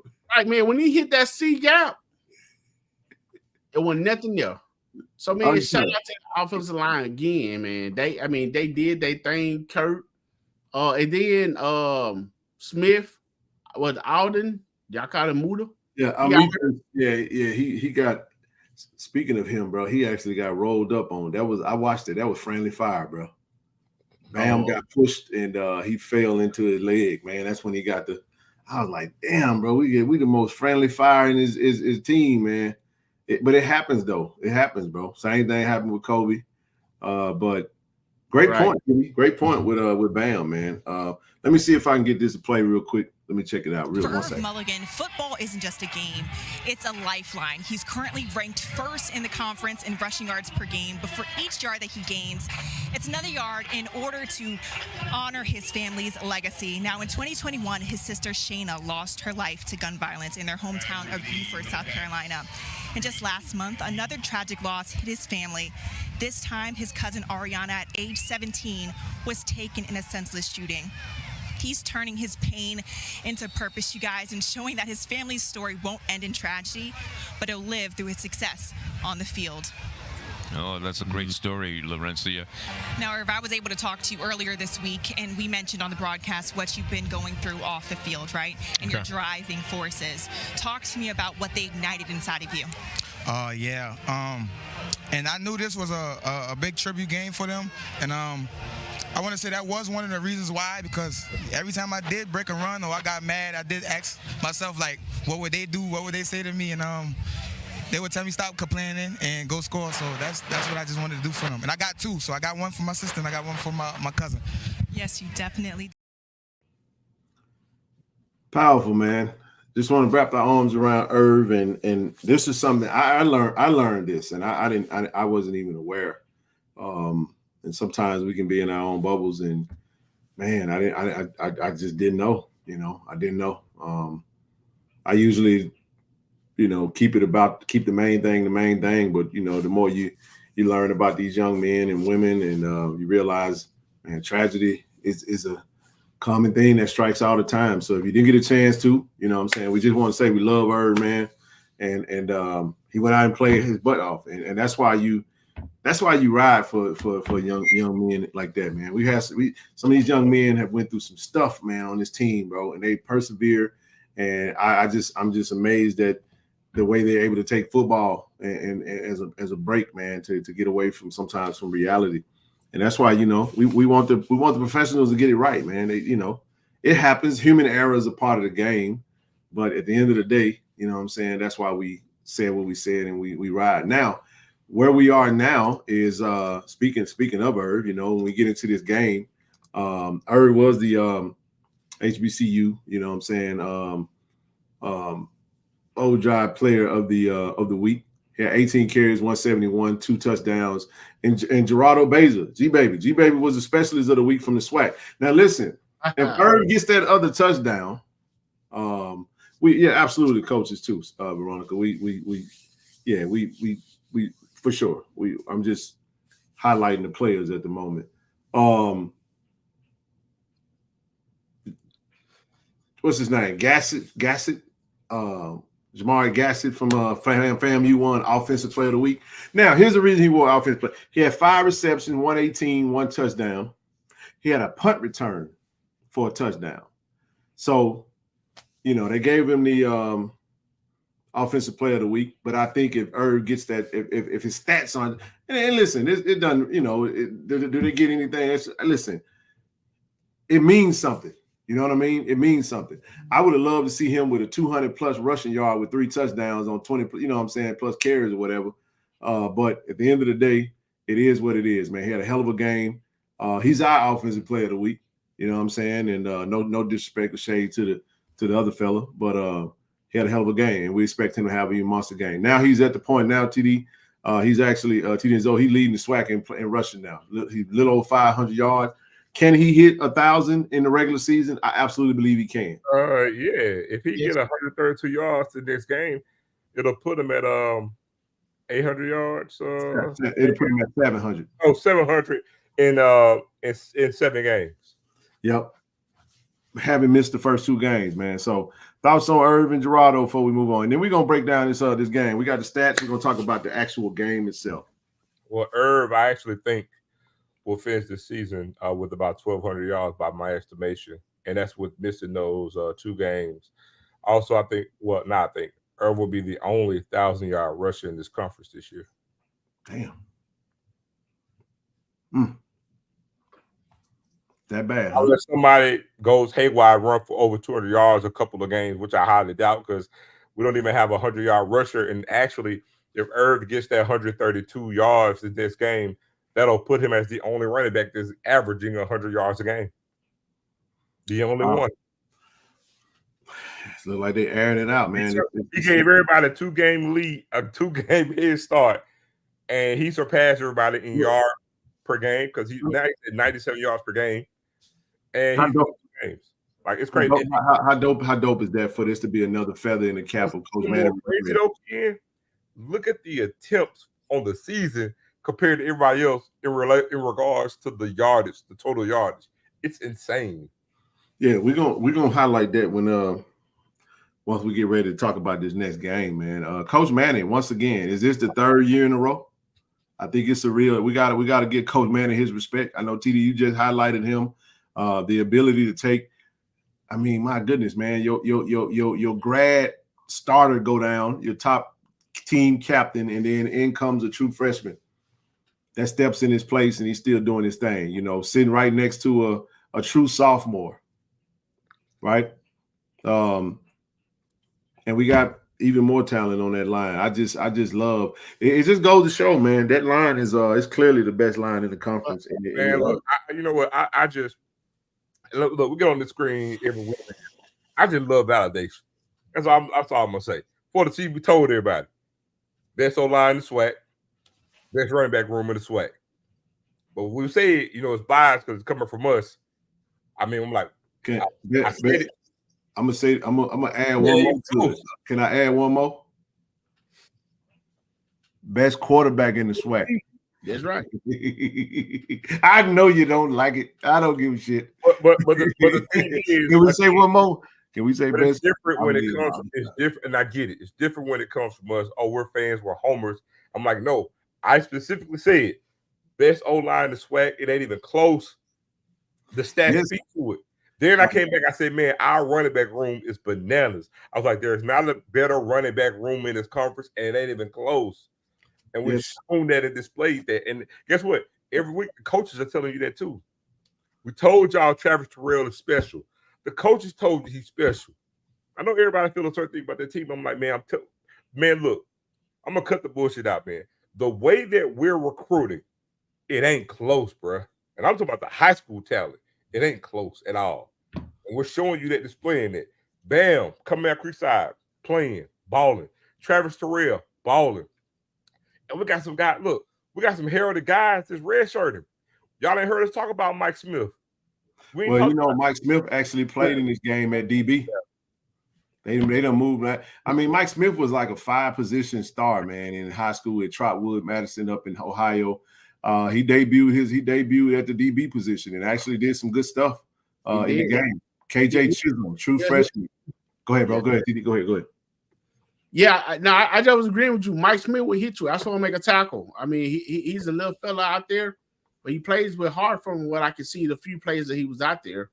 But I was also finishing up, prior to we get into this, speaking on the offensive line, far as saying the starting center went out and for Villanueva to come in. There you go, TD. Yep. Yeah. Well, yeah, that's what I was getting to, for him to come in and still do what he did. And then, hey, let's give Tom Blue some credit. He's been playing with the club the whole season. I'm talking about that is really amazing to me how he can play with that club on his hand and not able to grab big too, man. Right, he's huge without grabbing. Hey, look like his arm look like a light bulb, man. I'm not kidding. Right. Hey, and guys, I don't know if y'all feel to mention it, but this is probably one of the youngest coaching staffs in the country. Remember, it's all inexperience. Remember, because let's not forget before the season. Oh, this is a whole new staff. It's an inexperienced staff, right? It's one of the youngest staffs in all the country. Look what we're doing. And then last but not least, man, I mean, I don't want to, shout out to the offensive line, but Kurt Ford been doing his things since he's been. Oh yeah. So definitely shout out. I mean, I'm thinking about the whole offensive line that definitely played on Saturday. and I always been a fan of Quay, even last year when the young man started. So Quay doing his thing, man. He's putting himself in position to get another award. He should get something, man. I mean, because that young man lure people to sleep. You want to think he's as vicious as he is because he's slick vicious.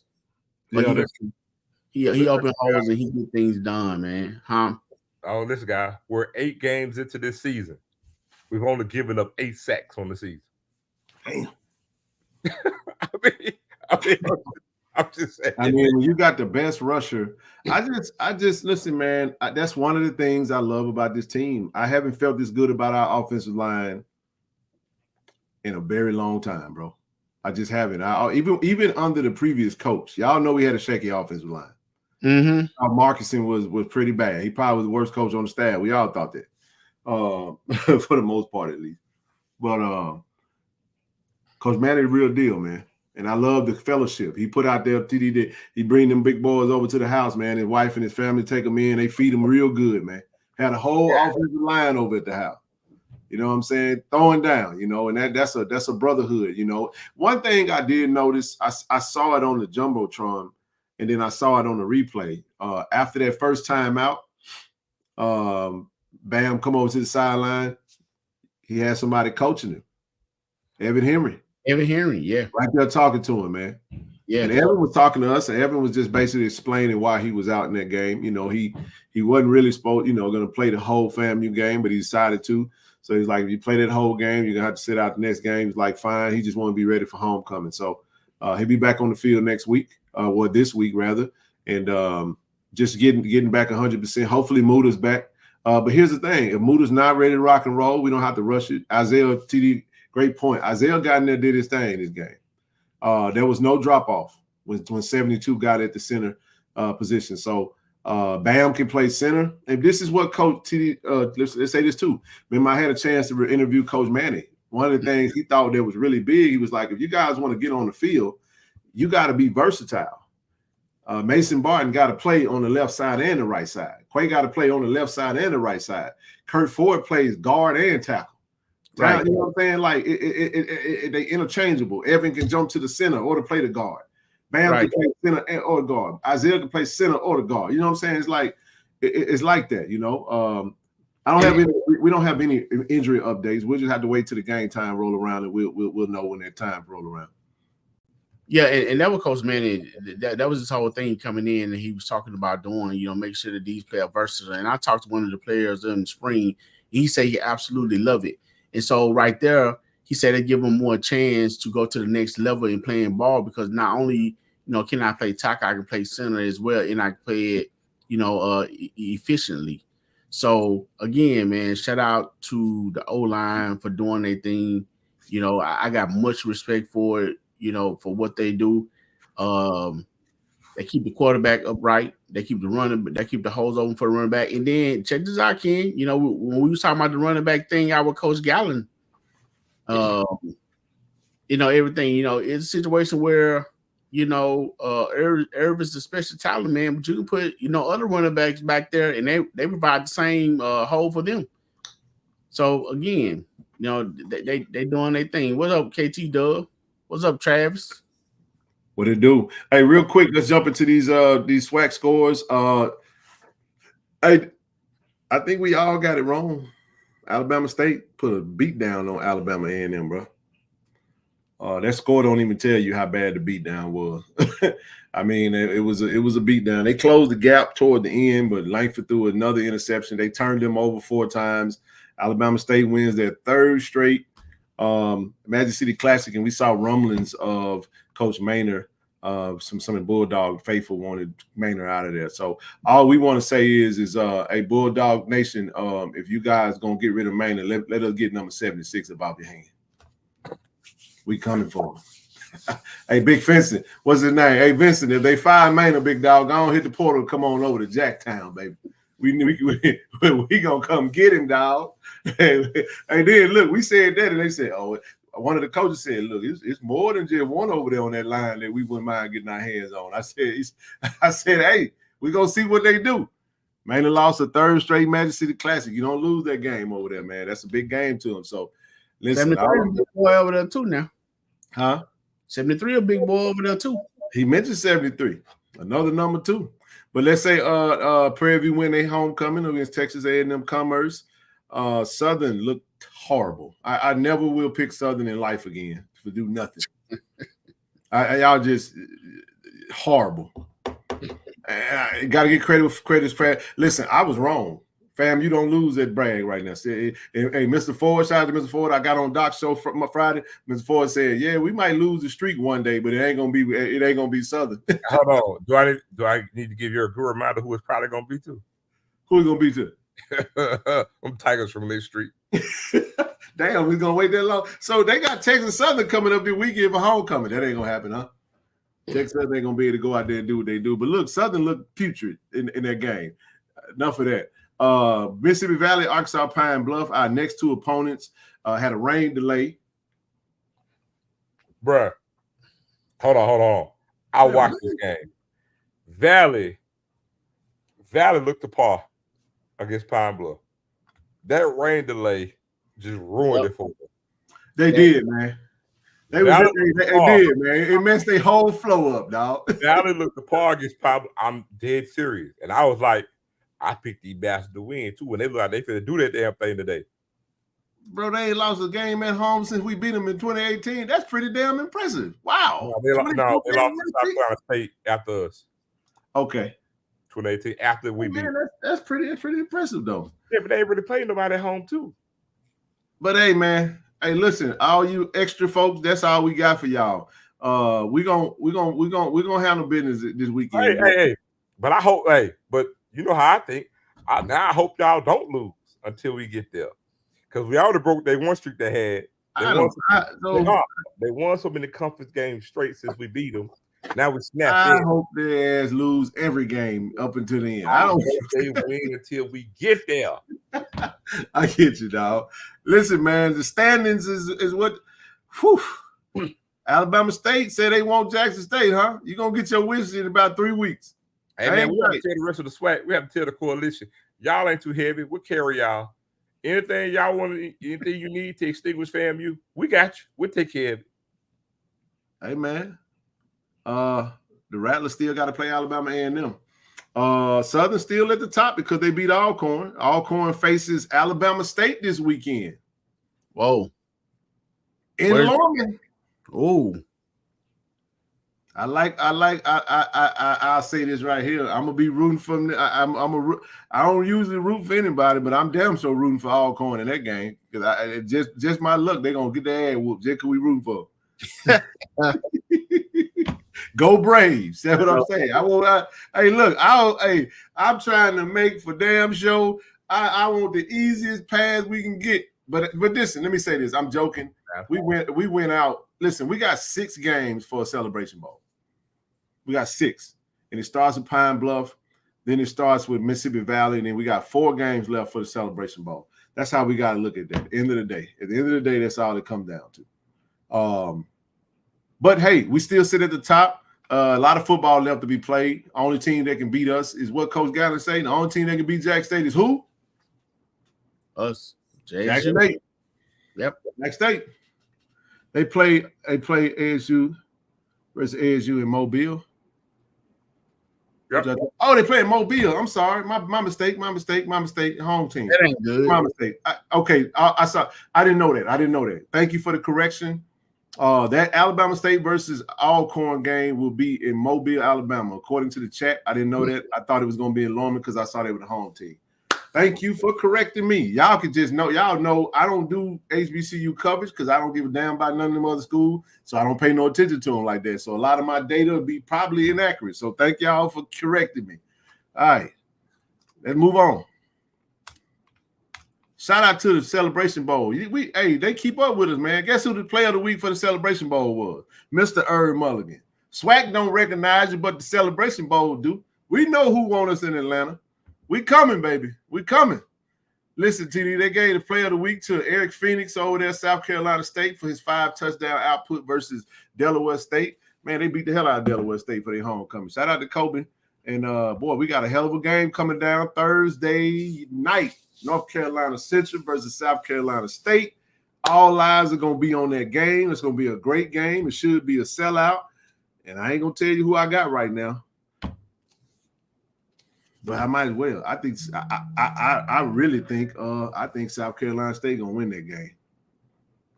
I just do. I do, Zoe. I listen. I just think that they got the home field advantage. Them boys are peaking right now, dog. You might want to do the research on that game in that series. No. I ain't going off no data. I'm going off of eye test and what I just seen. Listen to me. I ain't listen. I get you. I'm not disputing nothing you're saying. All I'm saying is, at this very moment, as an ignorant onlooker, we'll see. Central don't win in Orangeburg at all. I said South Carolina State. I said I got South Carolina State. Oh, okay. What the hell are you talking about? No, I would say Central don't win in Orangeburg at all. Like it's a horrible record in Orangeburg. All right. Let's get into it, man. One last thing. We still in the top 25. We didn't move much, still ranked 23rd. It's okay. Like TD said, the hell with the rankings. Just keep winning, man. And they'll recognize you eventually. Just keep winning. Hold on. One last thing. I just thought about something when you said keep on winning. It kind of changed the subject a little bit, but I just thought about something when you said that. Today, not the NCAA, but the FCS, to get your case with the NCAA, they changed the parameters for what they're going to gauge to use to choosing teams for at-large bids to the playoff. I don't know if you saw that. I did not see that. Yeah, they changed that today. So the rankings, that's why I thought about when you said that. The rankings won't be the major factor now. Oh, for the FCS playoffs. I did see that. I did see Blue Nil mention that. I think they was talking about KPI, like strength of schedule. It's Massey ratings, KPI, and two other things. It's more analytics based. Which is asinine. The rankings will not matter. Damn. All right. Let's get into it, man. Jackson State versus Bethune-Cookman, 37-17. Who want to go first in their assessment of this game, man? Let me go. I might have to run. Listen, I went too far from my score. Still should have hit that. But what did you say your score was? My score was 44-10. That is way off. What are you talking about? You went too far off. 37-44. My score was 30-17. Now mine went too far off.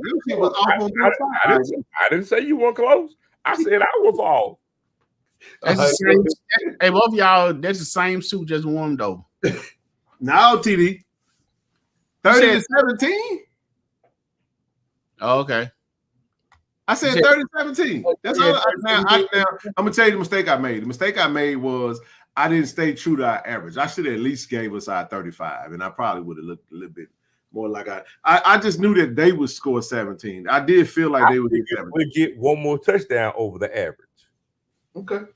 I'm with you. Yeah, but I do want to say this because I made sure to tell the world, right? I said, hey, we're going to learn everything that we need to know about this team in this game, and I stand corrected, firm on what I told you, because you know what we learned from this game? What's that? Number one is that we're trending upward.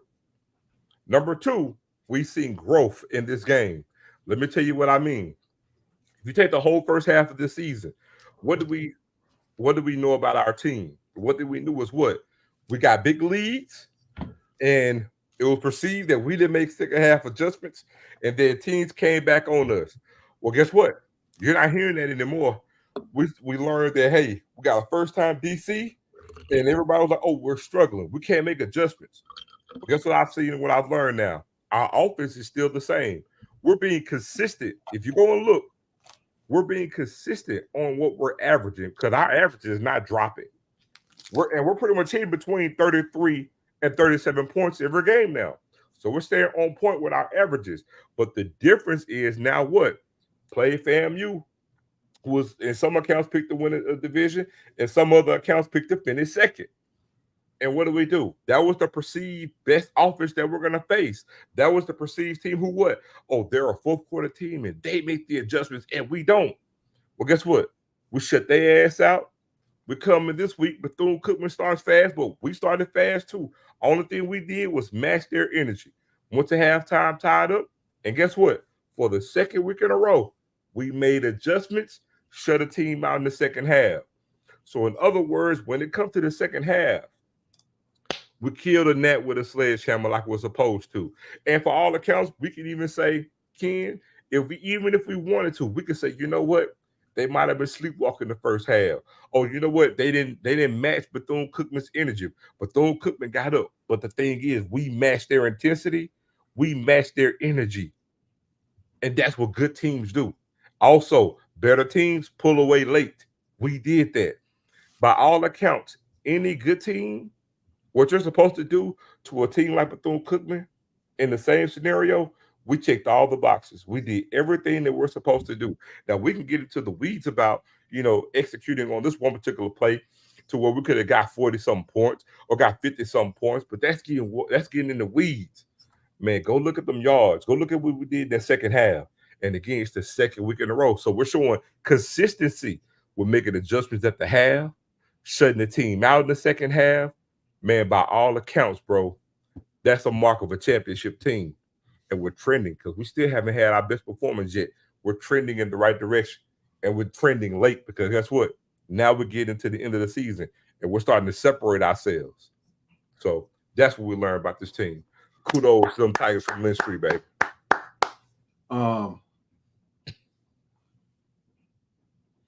TD?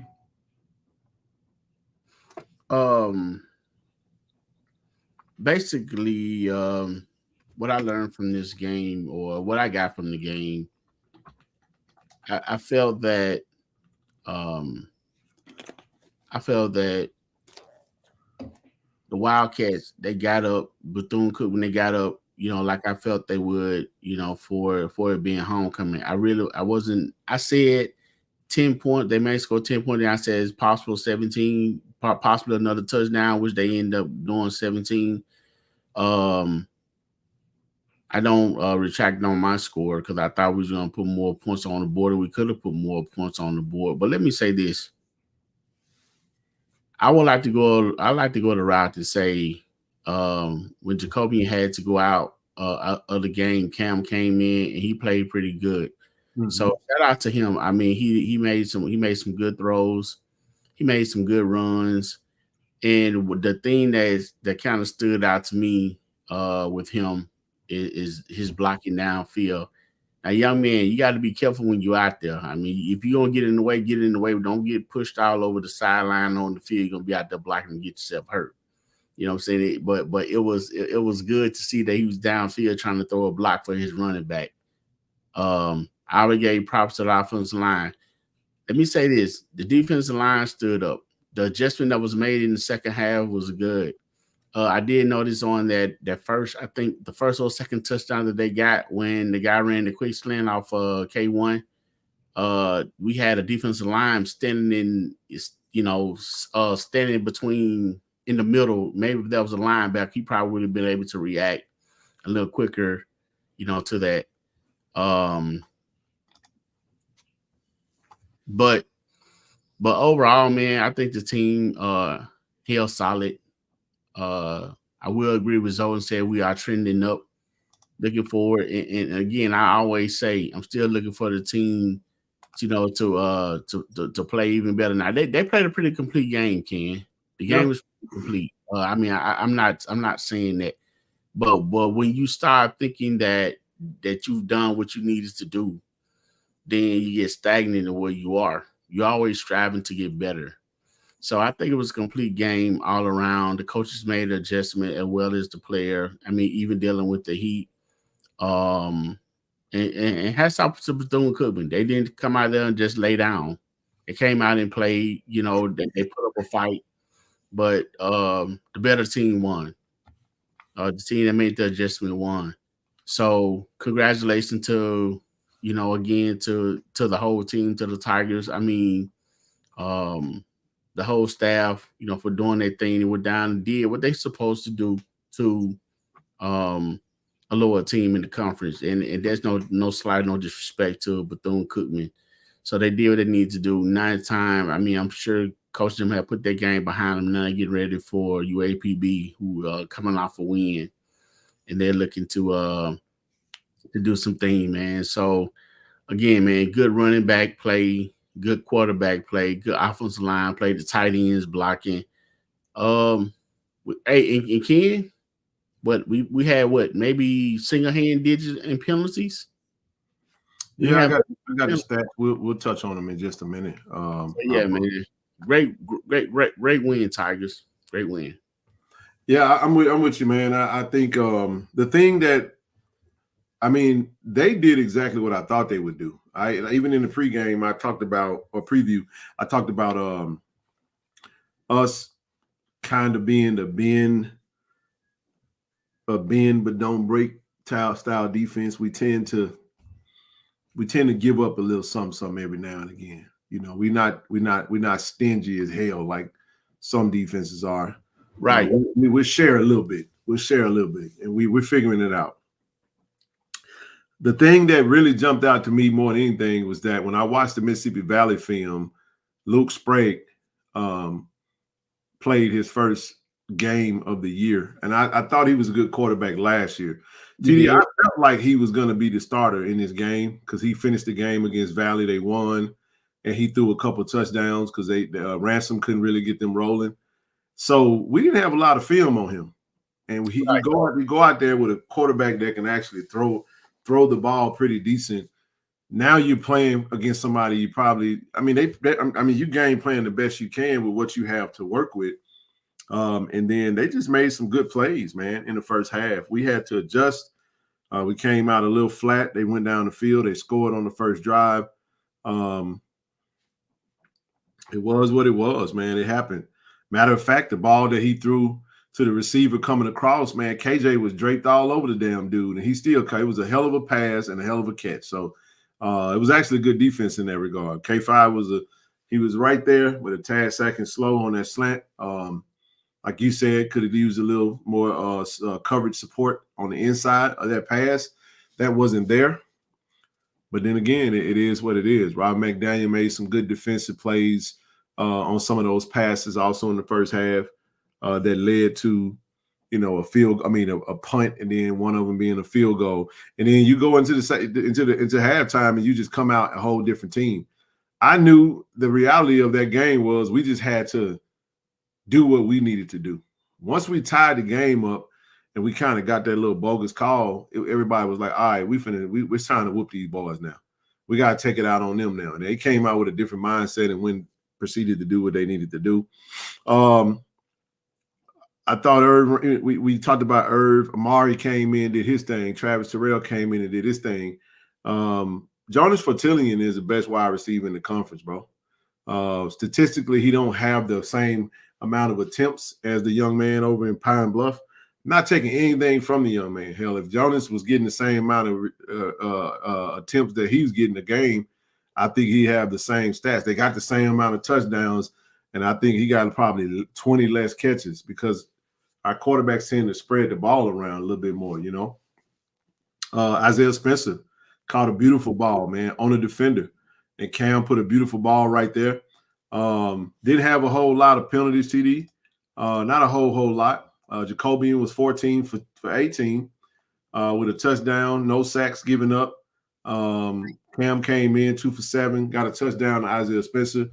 We know the type of game Irv had. Travis Terrell had a hell of a game. He averaged 10.8 yards per carry on 8 rushes. Amari had over 6. Cam had over 11. Bryson came in and rushed a little bit as well. Isaiah, 4 receptions. Fortillion, 4 receptions. Taekwon, 6 receptions. Hopefully Taekwon is okay. Got a little banged up with his knee. What's crazy about this, though, TD, is Jacobian actually had a couple of balls that he missed on that could have been touchdowns. The fade out to Jonas was a little high, and then Taekwon had his man beat. Ball kind of sailed a little bit. There was a little wind out there for those who don't know. So that ball when you put that much kind of air, that mother did this right here. It kept going, because on par it was the trajectory. He running with it, and then he just was like, "Oh shit, it's drifting." And he eventually went out of bounds. But that's a ball you want back. He he was pretty much locked in all day. His movement in the pocket I thought was really well. In the end, he wound up cramping. Right. He wound up cramping, and Cam went in. There was no reason to put him back out there. You know what I'm saying? Game is pretty much under control. Let Cam get those reps. And again, hell, it's late October, man. It's 85 degrees, still feeling like late summer. You know what I'm saying? But he had a really good showing though, and in preparation for this upcoming game. I can go ahead. Hey, let me add to I like to give credit is due. The offensive coordinator for Bethune-Cookman called a pretty good game, definitely in the first half. In the first half, I mean, he, some of the plays that he was calling, the way he was rolling his quarterback out, some of the movements that he was making with his running backs, he did it. He called a pretty good game. I can't take that from him. Definitely in the first half. All the players that you mentioned, Isaiah made some beautiful catches, which he always do. I mean, he's a technician. I mean, he's smooth. Isaiah is very smooth in his route running, in his catching, man. I mean, I like to see the guy play. And I wanted to say this too because I put it in my notes, man. The young man, and I said this before, the young man blocks when he downfield, but he's not. I mean, all our running back blocks when they downfield. I know the Twyquan Henderson. I mean, he blocks. Because if people don't, for those of you who don't delve into football, those big runs and stuff that those running back make, the wide receiver help them get down the field because they blocking the corners or maybe the safety too. So you have to be able to be a good blocker to, as well as a good catcher when you're playing wide receiver. And Ken, I think that was when I predicted my score, the 55-10, 55-17, I had a feeling that what was the name? Sprague probably will play, but I was doing that on the weight of Ransom playing. And but I should have known. I figured he was going to come in at some point, and throw the ball. And that pass that he threw Ken to that Jacobian threw to Fertillion that sailed out of Brown. First of all, the young man still made a magnificent catch. Yeah, bound. But if you look at that, when you look at that play, Ken, if he had thrown it, that ball they were well covered because not only did he have a corner on him, but there was a safety right there. If he had threw that ball in the lower, it probably would have been a possibility of interception as well. But he threw it high, and Fertillion still would have got that ball. So, man, like I said, it was a good play all the way around from everybody that was able to get in the game. Dupree caught a nice little quick ball. And the plays that he doing with Dupree are the plays that I was kind of looking for earlier in the season. So I'm sure that it's just a game plan that's going on. But, man, Coach Taylor, he ended up calling a pretty good game as well. So, again, congratulations to the Tigers and all the players and all the accolades they're going for. Man, they deserve it. Yeah, not much that he called didn't work. I mean, we had a couple of, moments where if a quarterback get to stay upright and he not really going down unless he's running, you got a really good chance of being effective in your game plan, and that's what happened. Quarterback, only time he really put the ball in harm's way, DB made a hell of a break on the ball in the little that looked kind of read it, yeah, and he jumped it and he wound up not grabbing it, but good defense and it didn't happen. But for them, Sprague had a good game. We sacked him twice in the second half, which was pretty good. Palmer had a really good game, solid game for 20 rushes. Reese had a couple of good runs, but we pretty much contained everything that they wanted to do in the second half. It really wasn't even much of a battle after the first half. Tackles were pretty much spread pretty even. Played good team ball for the most part. Reed Pulliam had – wow, they gave True that. Okay. Yeah, they get a sack. Hey, King, one of the best plays to me on defense? What's that? First of all, it was good to see those other players getting Bowie, Cooks. It was good to see those players, those big guys get in and get a push, man. So to let you know that we do have a backup defensive line that can, cover with True and Jeremiah, get those guys, Brett. But man, that play that Webb put on the quarterback, that hit that he like he was shot out of cannon when he came from the right side, King. The Webb. Mm-hmm. He hit that young man so hard, man. I didn't think he was gonna get up. KG Dub said he done. He didn't Phillip Webb. I thought Phillip Webb got a sack. I walked up to Phillip and I told him, I said, young man, I said, in the spring, man, I was looking, saying, for you to do your thing. I projected you to do your thing. I said, that hit in the play that you made, those the type of plays, man, that I know that you're capable of doing. And I'm glad you made it, man. I wanted to see more of him. He shook my hand. I thought that Phillip had. Was that a sack? I don't know if it was a sack, man, but I know it was he laid that young man out. I thought he had a tackle up in there somewhere. But, it was toward the fourth quarter. He came out. He lined up on the left side. He was on the right side. He was standing up as if, like, I guess in a Lawrence Taylor type position. On the right side. When he came off, he cleaned his clock, Ken. He hit him real hard. I remember you telling me about it. I didn't see it when it actually happened, but like I probably did and just don't really recall it. But yeah, man, great overall game. When you break down the tail of the tape, I mean, shucks, man, we 22 first downs versus 14 net rushing yards. I mean, 349 yards on the ground, 112 for them, 2 rushing touchdowns, passing 164. I mean, 512, 513 on the offensive yards, and we gave up 302. Pretty decent day at the office, man. I'll take it. I mean, I think the stats was about as best as they could do. 30 minutes on the head for each team. Yeah, that's kind of like when you're taking stats, you just split it in the middle. You ain't really been keeping up with the time.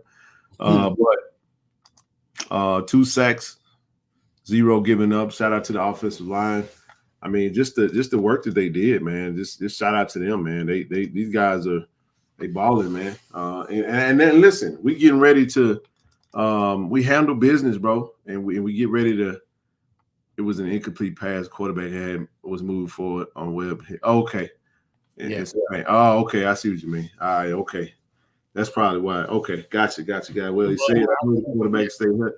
Yeah, because he was hurt most of the year. He did say that. He said it's so funny, man. He gonna give you something in the coin toss, man. That's my guy right there, man.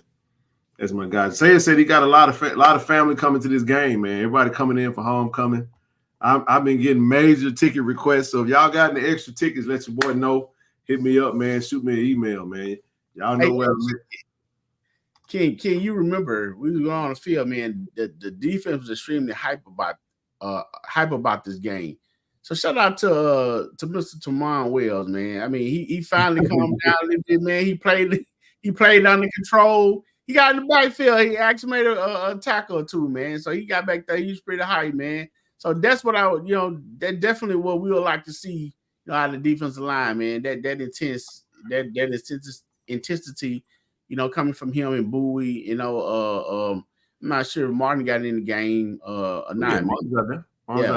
Martin, so man. John Brown was doing his thing. Yeah, he almost got a sack too. He almost got a sack. John Brown did. Oh yeah, he made some plays though. Definitely made some plays, man. Reed Pulliam, as usual, doing his thing. Man, it was a good game, man. We started off. Everybody was a little bit like, oh man, they allowed to give him. Listen, I didn't waver.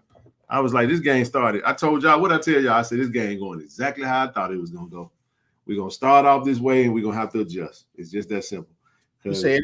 Sometimes you have to just pick yourself up and monotony, man. You so far away from home. It ain't no boom. It ain't no nothing. It's just you got a handful of fans over there. It just and the fans were trying to do their thing. Hey man, shout out to Tiger Nation that pulled up, man. That's right. It was a long trip, bro. We had a lot of Tigers that got on the road and drove. Shout out to Aquade. and hubby, man. Shout out to the whole family, man. For real, for real. But look, TD, after this game, man, I actually went and watched this game. I watched the Valley of Pine Bluff game. I watched the whole thing. So listen, Brother Gibson, damn near 1,000 receiving yards, bro, on the year already. This young man is balling. He's balling now. I ain't gonna take nothing from him. Definitely gonna take nothing from him. He is definitely a weapon for Mekhi Hagans. Mekhi is actually balling pretty well. 15 touchdowns, 3 INTs. He can spin it, man. He can spin it. But I'm gonna give y'all an early prediction. I know Brother Lonzo Hampton. They said, man, is they 11 against I 11. I looked at this team. I'm gonna just give you my quick assessment right now. We finna kick their ass, bro. I'm just telling you that right now. Small defense. It's homecoming. Y'all got to come in here and get the walls put upside your head. Now don't get me wrong. No disrespect. These young fellas on the left side of the screen can ball, man. But if y'all think we finna sit back there now, we are leading the conference in sacks now. If you think for 1 second, then we finna sit back there and let him be comfortable and pick us apart, man, you crazy. Of course, somebody asked the question, what do we think about our our DB? Listen, I'm gonna double team this. I'm gonna double Gibson. I'm gonna make him go. I'm gonna make Hagans go somewhere else with the ball, and I'm gonna pressure the shit out of him because they don't really. I mean, if you look at it, they have something, I guess. But I think the biggest thing too, though, defense looks pretty small to me, man. Not a big defense. I don't think they have the defense that can stop what it is that we're doing. Again, we can't have none of them more goofy turnover games. We need to have the ball security that we had on Saturday, keep that going. And I think this is going to be a homecoming game. Now, don't get me wrong. We got to go play the game.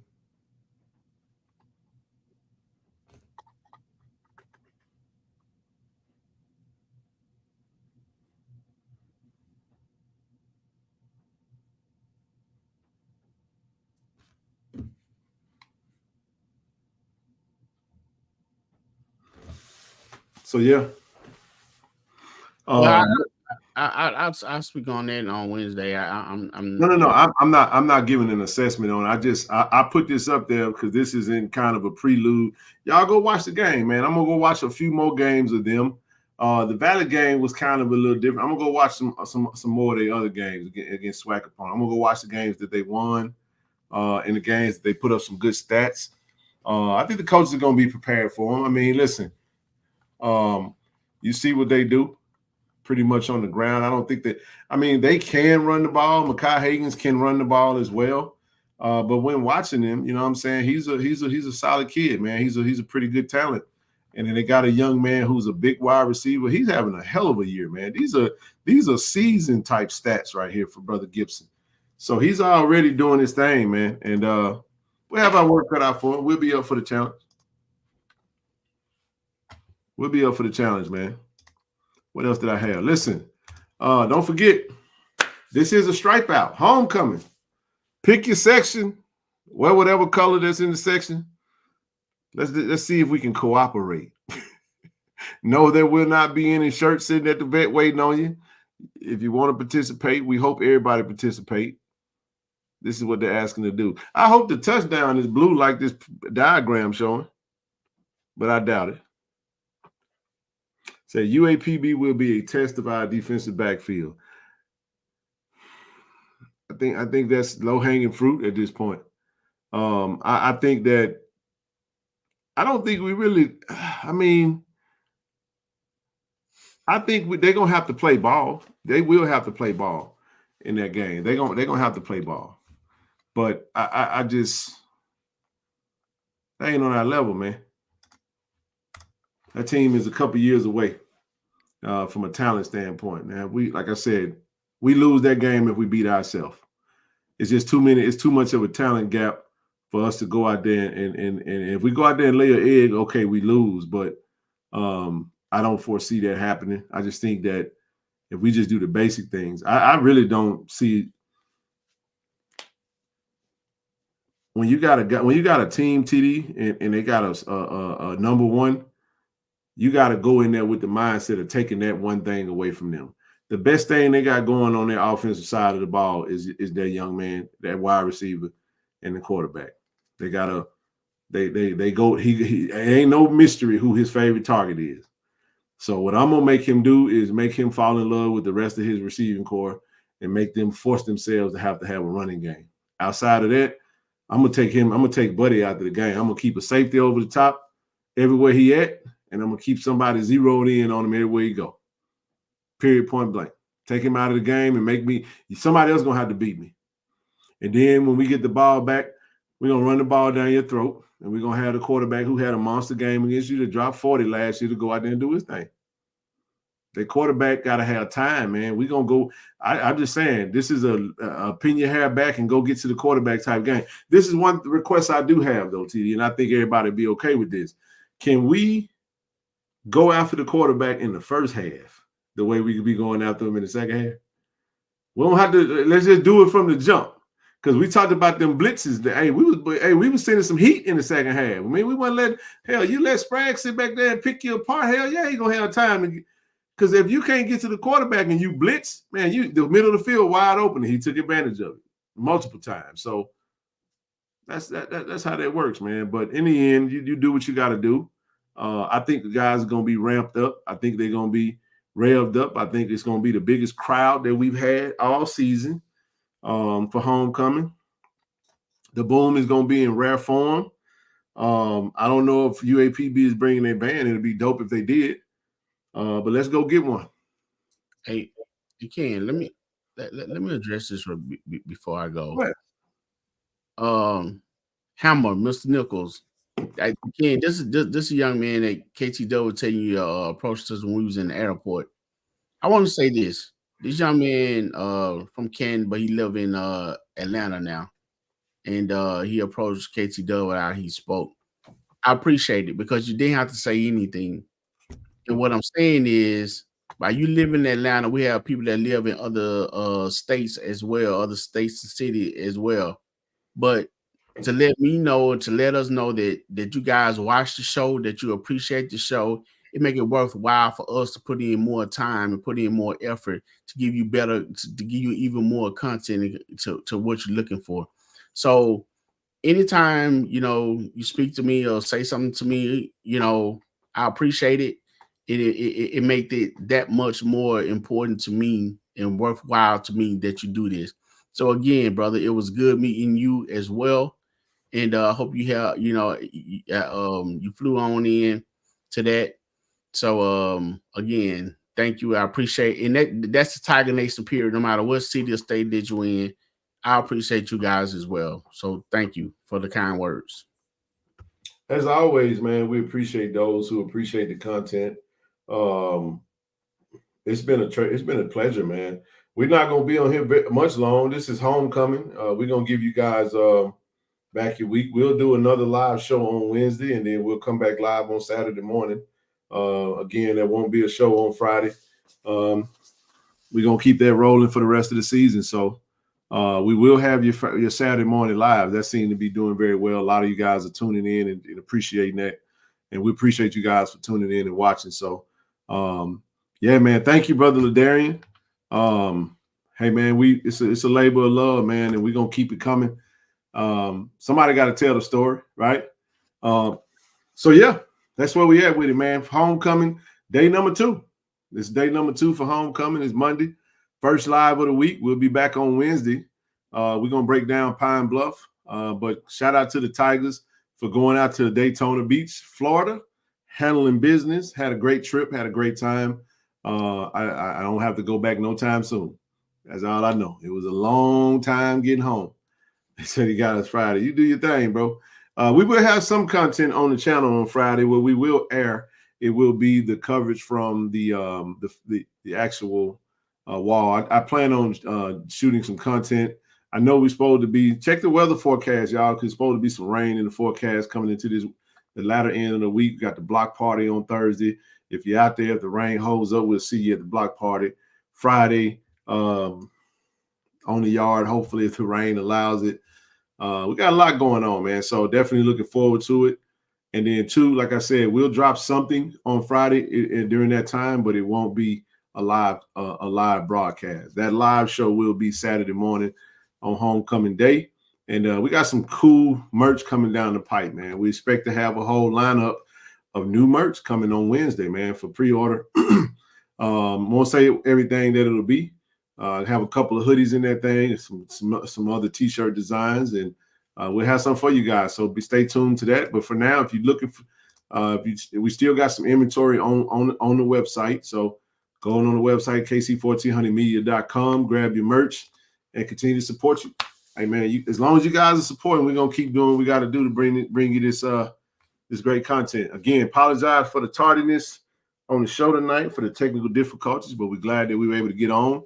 And don't forget, if you listen in the chat right now before we close out, click that link, man. Click that link.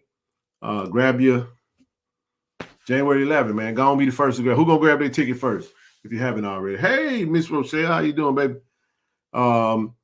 It's pinned to the chat. Click the link in the chat. If you don't know where it's at, somebody say, Brother George just became a new member. Should be pinned to the chat. I think it is, but anywho, hey, and goodbye. Rochelle, right. Love you, baby. But good to see you. Y'all, we'll be back on Wednesday, man. We appreciate everybody for the support. Like, share, subscribe. If you want to donate, Cash App, PayPal, Zelle, Givelify, however you want to do. We understand, but we appreciate every dollar that comes to the channel that helps us to be able to continue to do what it is that we do and what we love to do. A lot of work to do, a lot to come, and we'll go from there. So without further ado, TD, I'll let you close us out, man. Again, we appreciate you guys tuning in tonight. We hope you enjoyed the content and the review of the games, and we're looking forward to breaking down UAPB and Jackson State on Wednesday. Hey, look, it's homecoming. Get out, patronize, support, spread the word on your social media page. It's homecoming 2024. Our Tigers is on a winning streak. We control our destiny to go into the national championship, which is Celebration Bowl. So get out, have fun, be safe, be supportive, and be positive in whatever you do. Again, thank you for tuning in tonight. Good night. Go Tigers. Go Tigers. JSU students, we know how much you love cheering us on game days. But there's something bigger than winning the big game. Your vote. Voting is your chance to make a difference just like we do on the field. So this November, let's make a play for change. Get registered, stay informed, and show up on game day, November 5th. Let's make a big time play together. Go vote. Be our vote. ShotRx is bringing healthcare to you. With our mobile health team, we can come to your school, church, or business to take care of you. We offer childhood immunizations, COVID and flu vaccinations, physicals, and much more. Don't put your health off. Welcome to Care and Compassion. Welcome to ShotRx. Hello, I'm Kevin Dent, Jackson State University, safety, Canton, Ohio. Today I'm being inducted to the Black College Hall of Fame. I want to give a shout out to KC-1400 Media Group for giving me this platform to introduce me to this stage. I'd like to thank them, thank Jackson State and Jackson State family. Go Tigers.